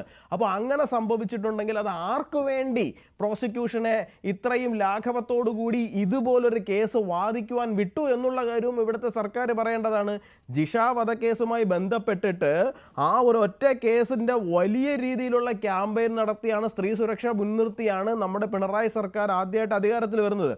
ആ അധികാരത്തിൽ വന്ന സർക്കാർ ആദ്യമായിട്ട് ചെയ്യുന്ന കാര്യം എന്ന് പറയുന്നത് ഈ സൗമ്യ വധക്കേസിനകത്ത് ഗോവിന്ദച്ചാമിയുടെ കേസിനെ വളരെ ലൈറ്റായിട്ട് എടുക്കുകയും ഗോവിന്ദച്ചാമിക്ക് തൂക്കുകയറെന്നുള്ളത് ഒഴിവാക്കി കിട്ടുകയും ചെയ്യുന്ന സാഹചര്യത്തിലേക്ക് കേസിൻ്റെ അന്വേഷണം, അല്ലെങ്കിൽ കേസിൻ്റെ അന്വേഷണം എന്നല്ല, പ്രോസിക്യൂഷന് വാദിക്കുവാൻ വിട്ടു എന്നുള്ളതാണ്. അവിടെ മുതൽ ഇങ്ങോട്ട് ഈ ഗോവിന്ദച്ചാമിയുടെ വേറെ ബോർഡ്സിനെ കുറിച്ചിട്ടോ അയാളുടെ ക്രിമിനൽ ആക്ടിവിറ്റീസിനെ കുറിച്ചിട്ടോ അയാളുടെ ഗ്യാങ്ങിനെ കുറിച്ചിട്ടോ അയാൾക്ക് ആരാണ് ഇത്രയും ഫണ്ട് ചെയ്യുന്നതിനെ കുറിച്ചിട്ടോ പറയുവാൻ വേണ്ടിയിട്ടോ അല്ലെങ്കിൽ അന്വേഷണം നടത്തുവാൻ വേണ്ടിയിട്ടോ പിണറായി സർക്കാർ തയ്യാറായിട്ടില്ല.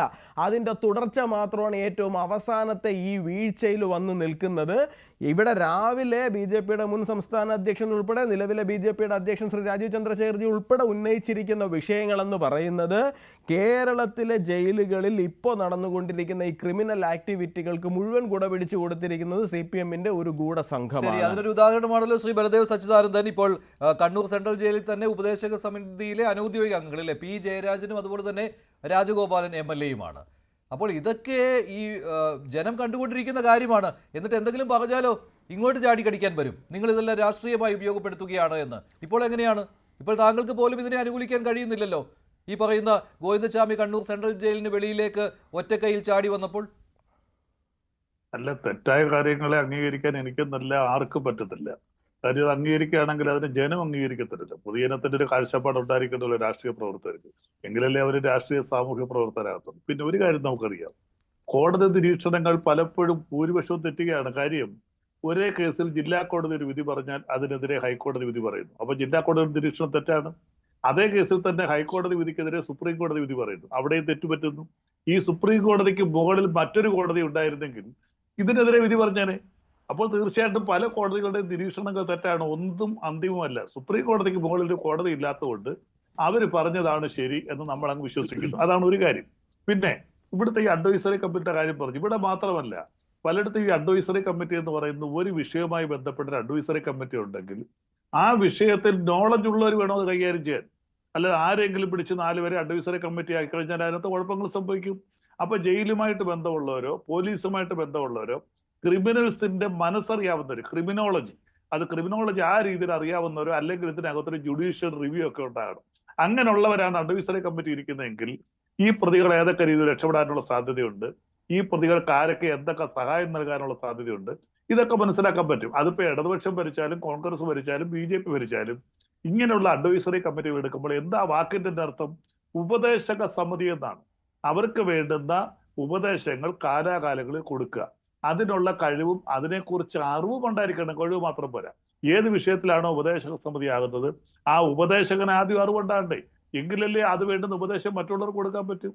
ആ പോരായ്മ, ആ വിടവ്, അല്ലെങ്കിൽ ആ ഇഗ്നോറൻസ്, അതാണ് ഇങ്ങനെയുള്ള ക്രൈമിലേക്കൊക്കെ പോകുന്ന മറ്റൊരു കാര്യം. ഇവിടെ പ്രധാനപ്പെട്ട ചില കാര്യങ്ങൾ പറഞ്ഞു.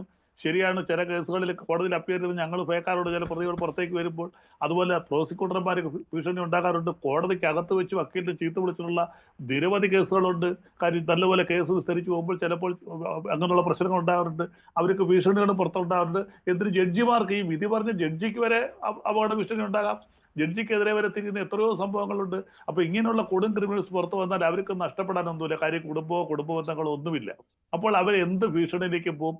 ഒരുപക്ഷെ ഈ ഗോവിന്ദസ്വാമി അവിടുന്ന് ഒരുപക്ഷെ ജയിൽ ചാടിയത് അയാൾക്ക് ചില നിർദ്ദേശങ്ങൾ ഉണ്ടാകാം. അയാൾക്കെതിരെ കേസ് നടത്തിയവര്, വിധി പറഞ്ഞ ജഡ്ജിമാര്, ഈ സാക്ഷികൾ, നിരവധി പേരവിടെ സാക്ഷി പറഞ്ഞിട്ടുണ്ട്. ആ സാക്ഷികൾക്കെതിരെ ഉണ്ടാകുന്ന ഭീഷണികൾ, ഇതൊക്കെ ഇരുട്ടത്ത് ഒളിച്ചിരുന്ന് ഈ കുറ്റവാളി ചെയ്തിരുന്നെങ്കിൽ നമ്മുടെ നിയമവ്യവസ്ഥയ്ക്ക് ഒന്നും ചെയ്യാൻ പറ്റില്ല. നമ്മൾ രാവിലെ പത്രം തുറക്കുമ്പോൾ ഓരോ ക്രൂരമായ വാർത്തകൾ കണ്ട് അയ്യോ എന്ന് നമുക്ക് പറയാനേ പറ്റും. അപ്പൊ അതുകൊണ്ട് ഈ സിസ്റ്റം മൊത്തത്തിൽ, ഇങ്ങനെയുള്ള സിസ്റ്റം മൊത്തത്തിൽ നമ്മൾ ഉടച്ചു പാർക്കേണ്ട സമയം കഴിഞ്ഞിരിക്കുകയാണ്. പൊതുജനങ്ങളുടെ കണ്ണിൽ മണ്ണ് വാരിയിട്ടുണ്ട് നമുക്കൊന്നും മുന്നോട്ട് പോകാൻ പറ്റത്തില്ല. ഇങ്ങനെയുള്ള കാര്യങ്ങൾ നമ്മളൊന്നും ഒരിക്കലും ന്യായീകരിക്കാനും പറ്റില്ല.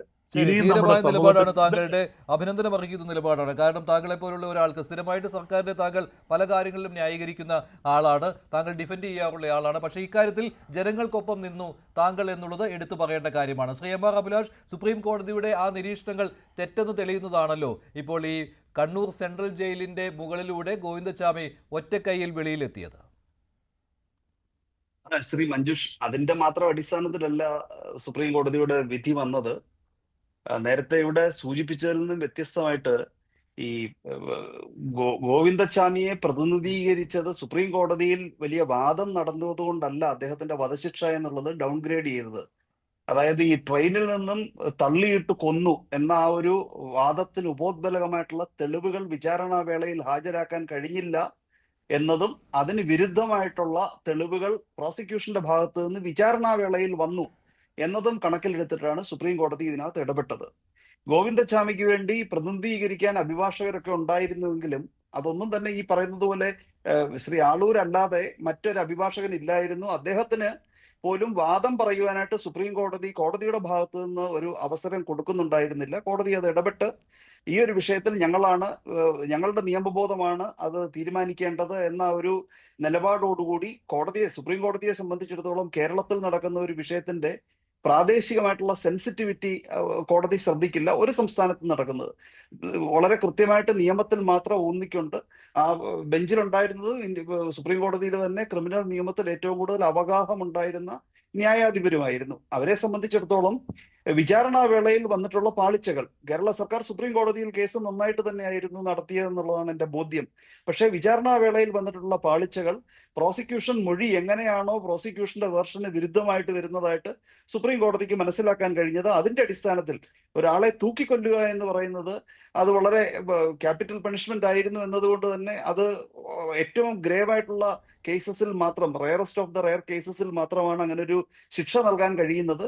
എന്ന് മാത്രമല്ല, മർഡർ എന്ന് പറയുമ്പോഴും അതിന്റെ പാരാമീറ്റേഴ്സ് വളരെ സ്ട്രിഞ്ചന്റ് ആണ്. അപ്പൊ അതുകൊണ്ട് തന്നെ കോടതിയെ സംബന്ധിച്ചിടത്തോളം പ്രോസിക്യൂഷൻ തെളിവുകൾ വിരുദ്ധമായിട്ട് ഫയലിൽ ഉണ്ടായിരുന്നു എന്നതുകൊണ്ടാണ് കോടതി അങ്ങനെ ഒരു തീരുമാനം എടുത്തത്. പക്ഷേ ഇയാളെ എന്ത് വിശ്വസിച്ച് വെളിയിലേക്ക് ഇറക്കി വിടും ശ്രീ എം ആർ അഭിലാഷ്? ഇപ്പോൾ ജീവപര്യന്തം തടവാണല്ലോ, അതുകൊണ്ട് തന്നെ ഇപ്പോൾ തീരേണ്ട സമയമായിരിക്കുകയാണ്. അതിനോട് അല്ല, അയാളിപ്പോ ജയിലിൽ ചാടിയതിനൊക്കെ അത് ദാറ്റ്സ് എ ഡിസ്റ്റിങ്ക്ട് ഒഫൻസ് അല്ലേ? അത് മറ്റൊരു ഒഫൻസ് ആണ്. ഒരു തരത്തിലുള്ള റിമോഴ്സും ഇല്ലാത്ത, കുറ്റബോധവും ഇല്ലാത്ത കുറ്റകൃത്യങ്ങൾ വീണ്ടും വീണ്ടും കോൺസ്പിറേറ്റ് ചെയ്ത് മനസ്സിൽ അതിന്റെ ഗൂഢാലോചന നടത്തിക്കൊണ്ടിരിക്കുന്ന ഒരു ഒഫൻഡറാണ്. അയാളെ മാത്രമല്ല, ഇനിയിപ്പോ ഇതിന് എയ്ഡ് ചെയ്തു എന്ന് പറയപ്പെടുന്ന ഈ ജയിലിനുള്ളിലുള്ള ഉദ്യോഗസ്ഥരെയും BNSന്റെ 158 വകുപ്പ് അനുസരിച്ച് 10 വർഷം വരെ തടവ് ശിക്ഷ കിട്ടാവുന്ന ഒഫൻസാണ്. അവരെ സസ്പെൻഡ് ചെയ്യുന്നതിലൂടെ മാത്രം നടപടിക്രമങ്ങൾ പരിമിതപ്പെടുത്താൻ പാടില്ല. ഇത്തരത്തിൽ BNSലെ സെക്ഷൻസ് സ്ലാപ്പ് ചെയ്തിട്ട് അവരെ ശക്തമായിട്ടുള്ള വിചാരണയ്ക്ക് വിധേയരാക്കാൻ യോഗ്യമെന്ന് നമുക്കെല്ലാം തോന്നുന്ന പ്രഥമ ദൃഷ്ടിയ അന്വേഷണം നടക്കട്ടെ. അതിനു മുമ്പ് വിധി പറയാൻ നമ്മൾ ആളല്ലെങ്കിൽ കൂടിയും. പക്ഷേ ഇയാളെ ഈ ജീവപര്യന്തം തടവിനുള്ള ഇപ്പോൾ 14 വർഷമായല്ലോ, അറസ്റ്റിലായതിനു ശേഷം ഇപ്പോൾ നോക്കുകയാണെങ്കിൽ 14 വർഷമായി.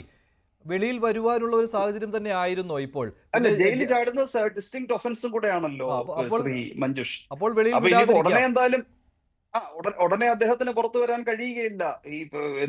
വളരെ ഒരു റിമോഴ്സും ഇല്ലാത്ത ഒരു ആന്റി സോഷ്യൽ ആണ്.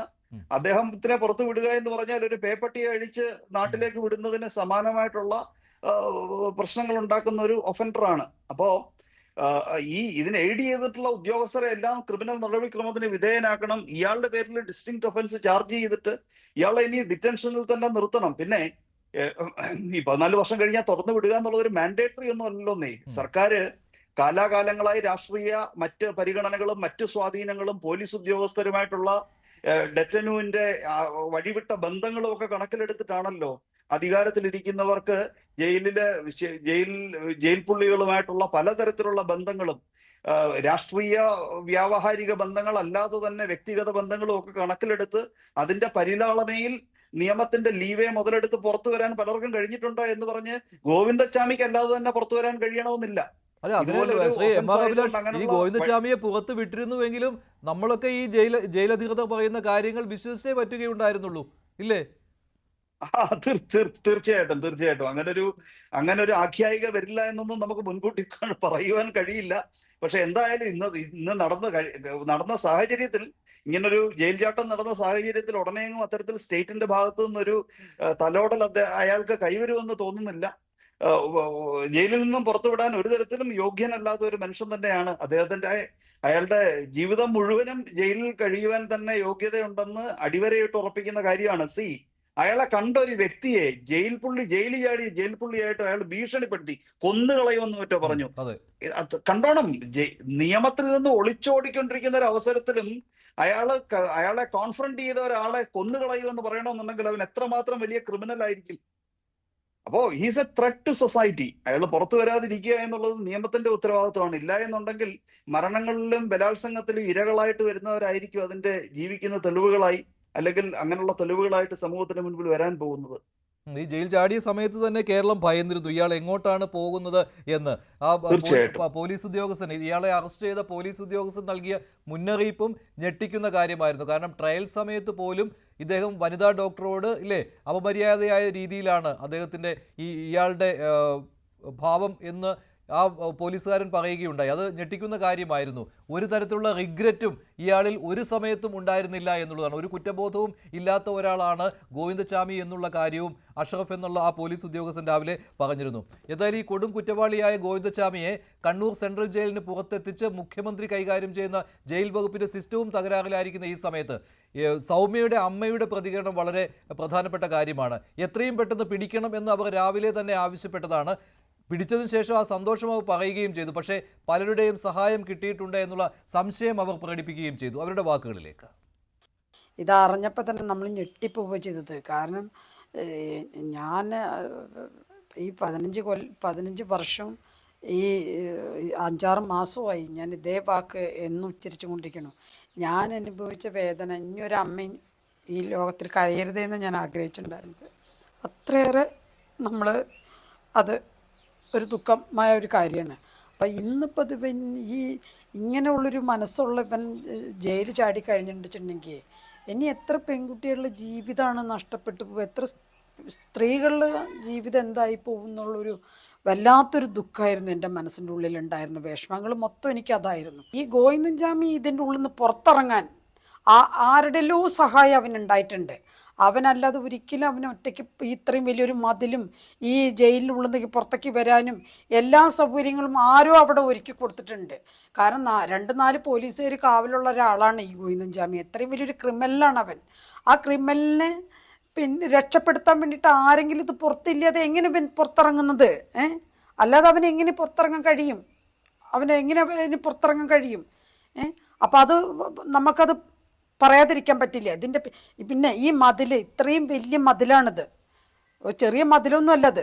അത്രയും വലിയ മതിലിൻ്റെ ഉള്ളിൽ നിന്ന് ഇപ്പം പുറത്തിറങ്ങി ഈ ഇത് ചെയ്യണമെന്നുണ്ടെങ്കിൽ അതിനവനൊരു പിന്നിലൊരാളില്ലേ? ഇപ്പം ഈ ഉണ്ടായ സംഭവങ്ങൾ ഇതെങ്ങനെയെന്നുള്ളത് കണ്ടെത്തിയേ പറ്റുള്ളൂ. ഇത്രയും സുരക്ഷിതമായി ഈ ജയിലിനുള്ളിൽ കിടക്കുന്ന ഇവൻ പുറത്തിറങ്ങി വന്നിട്ട് ഇത് എങ്ങനെ ചെയ്യാൻ? അപ്പം അതൊരു വലിയ തന്നെ പിഴവല്ല അവരെടുത്ത് പറ്റിപ്പോയിരിക്കണത്. അങ്ങനെ ഒരു പിഴവ് പറ്റാൻ പാടുണ്ടോ? ന്യായമായ ചോദ്യമാണ് സൗമ്യയുടെ അമ്മ ചോദിക്കുന്നത്, ശ്രീ സക്കറിയ ജോർജ്. പക്ഷേ ഇതിനുള്ള ഉത്തരം ആര് നൽകും? ഇതിൻ്റെ ഉത്തരം സമൂഹമാണ് നൽകേണ്ടത്. ജഡ്ജിമാരെയൊക്കെ എന്തും ചെയ്യാമെന്ന് അവർ ചിന്തിക്കുന്നത് തെറ്റാണ്. കാര്യം നവീൻ അറോറ വേഴ്സസ് ഡൽഹി ഹൈക്കോടതി കേസിനകത്ത് നമ്മുടെ ഡൽഹി ഹൈക്കോടതി ലോകത്തിന് തന്നെ കൊടുത്ത ഒരു വിധിയുണ്ട്. A judge is a judge who is always open to be judge. ഇത്തരത്തിലുള്ള കാര്യങ്ങൾ ചെയ്തപ്പം ശ്രീ അഡ്വക്കേറ്റ് ബൽദേവ് തന്നെ പറഞ്ഞു, സുപ്രീം കോടതിയുടെ മേളിലൊരു കോടതി ഉണ്ടായിരുന്നെങ്കിൽ അവർക്ക് വേറൊരു വിധി വരുമെന്ന്. ഇതിവിടെ ഒരു ടോട്ടൽ ഇൻജസ്റ്റിസ് ആണ് വന്നേക്കുന്നത്. കാരണം ഇയാൾക്ക് ക്യാപിറ്റൽ പണിഷ്മെൻറ്റ് കൊടുക്കാൻ കാരണം സെക്ഷൻ 75 IPC അപ്ലൈ ചെയ്തിട്ടുണ്ടായിരുന്നു ഈ കേസിനകത്ത്. ഇയാൾക്ക് തമിഴ്നാട്ടിൽ 14 കൺവിക്ഷൻ ഉണ്ട്, ആന്ധ്രാപ്രദേശിൽ 4 കൺവിക്ഷൻ ഉണ്ട്. അങ്ങനെ മൊത്തം 18 കൺവിക്ഷൻ ഉള്ള ഒരു വ്യക്തിയാണ്. ഈ 18 കൺവിക്ഷൻ വരുമ്പം എത്ര കേസിലാണ് ഇയാളെ പിടിച്ചതെന്നുള്ളത് നോക്കണം, ചെയ്ത കേസുകളിൽ. അപ്പം ചെയ്തതിൽ എത്രയോ കുറവായിരിക്കും അയാളെ പിടിക്കപ്പെടുന്നത്. പിടിക്കപ്പെട്ട് കഴിഞ്ഞിട്ട് ട്രയലിൽ കൂടെ ശിക്ഷിച്ച് 18 കേസ് കിട്ടണം എന്നുണ്ടെങ്കിൽ പിന്നെ ഫിൽട്ടർ ചെയ്തിട്ട് വരുവാണ്. അപ്പം ഇങ്ങനെയുള്ള ഒരു മനുഷ്യനോട് ആവശ്യമില്ലാത്ത സിമ്പതി എന്തിന് കോടതികൾ കാണിക്കുന്നു? ജനങ്ങൾ ബുദ്ധിയില്ലാത്തവരല്ല.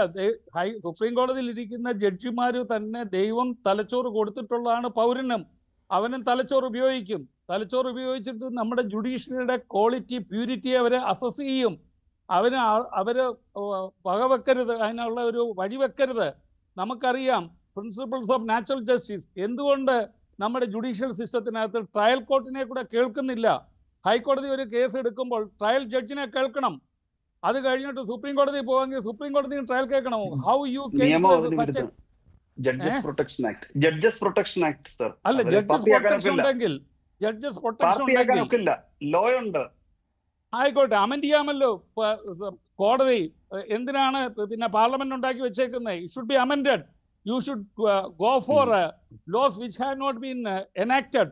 എന്തിനാണ്? പൗരനാണ് രാജ്യത്തെ ഉത്തമ സൃഷ്ടി. ബാക്കിയുള്ളവരെല്ലാം സെർവൻസ് ആണ്. സുപ്രീം കോടതി ജഡ്ജ് ആണെങ്കിൽ പോലും സെർവൻ്റ് ആണ്. ഈ കാശ് ആരുടെയാണ്? നികുതിദായകന്റെ കാശാണ്. അതുകൊണ്ടാണ് പറഞ്ഞത് a judge is a judge who is always open to be judge. ആരും ഇതിന് അതീതരല്ല. ടീച്ചറും ഇന്ന് പിന്നെ ജസ്റ്റ് അവരുടെ ആക്ടിനെ ക്വസ്റ്റ്യൻ ചെയ്യുന്നുണ്ട്, ഹീലാത്തോസിനെയും ക്വസ്റ്റ്യൻ ചെയ്യുന്നുണ്ട്. ആരെയും ക്വസ്റ്റ്യൻ ചെയ്യും?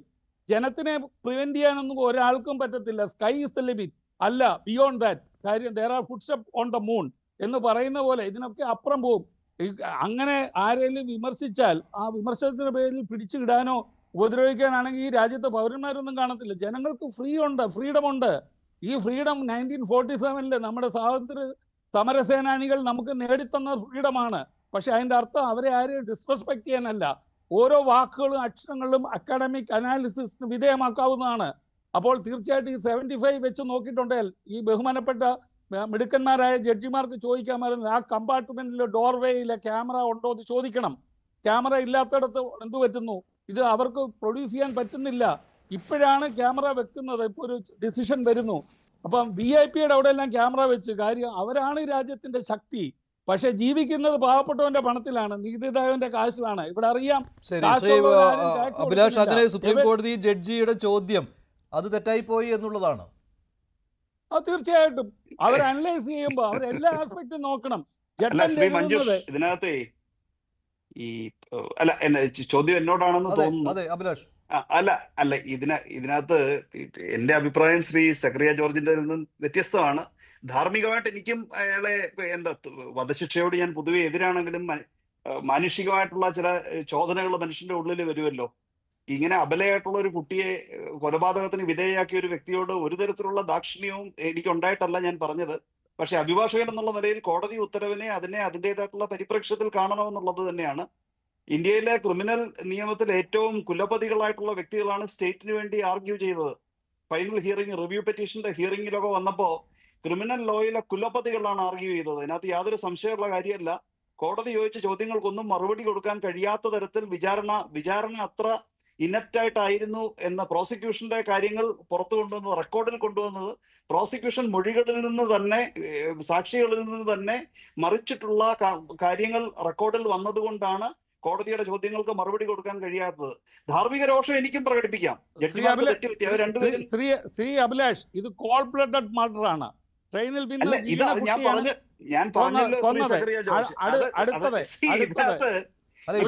യുവരാജ് പറഞ്ഞ ഒരു കാര്യം കൂടിയുണ്ട്, പ്രോസിക്യൂഷൻ വീക്കായിരുന്നു എന്നുള്ള കാര്യമാണ് കൂടി യുവരാജ് സൂചിപ്പിച്ചത് കേട്ടോ.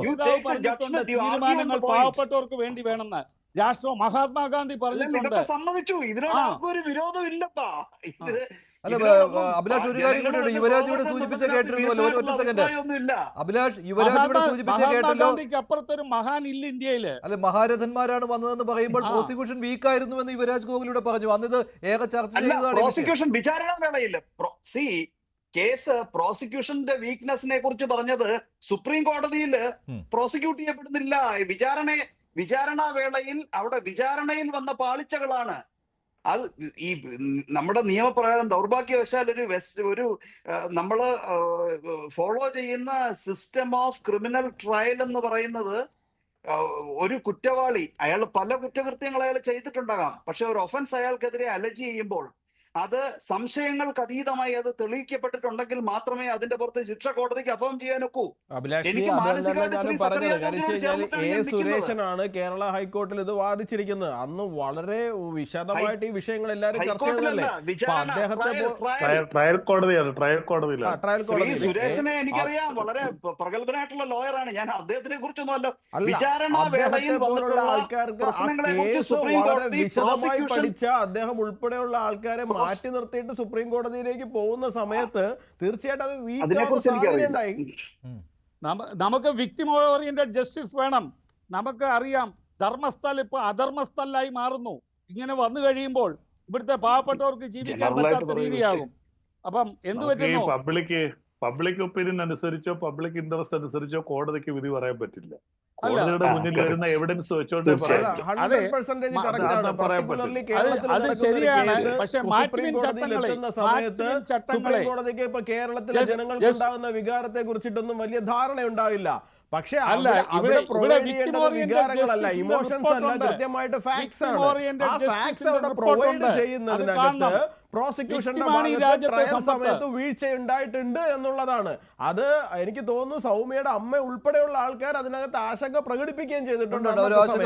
സുപ്രീം കോടതിയിൽ ശരിയായി കേസ് നടത്തിയില്ല. ഫോറൻസിക് റിപ്പോർട്ടുകൾ ഉൾപ്പെടെ പ്രൊഡ്യൂസ് ചെയ്യുന്നതിൽ പരാജയപ്പെട്ടത് എന്തുകൊണ്ടാണ് വലിയ ചോദ്യം ആ സമയത്ത് ഉയർന്നതാണ്.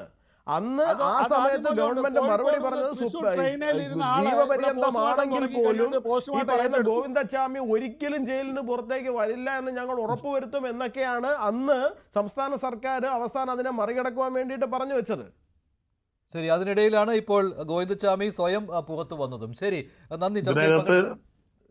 ചർച്ചയിൽ പങ്കെടുത്ത ഇന്നത്തെ ചോദ്യം ഇതായിരുന്നു: ഗോവിന്ദചാമിയുടെ ജയിൽ ചാട്ടം ആഭ്യന്തര വകുപ്പ്, ജയിൽ വകുപ്പ് ഉത്തരം പറയണോ? വേണമെന്ന് 91% പ്രേക്ഷകരും, വേണ്ടെന്ന് 7%.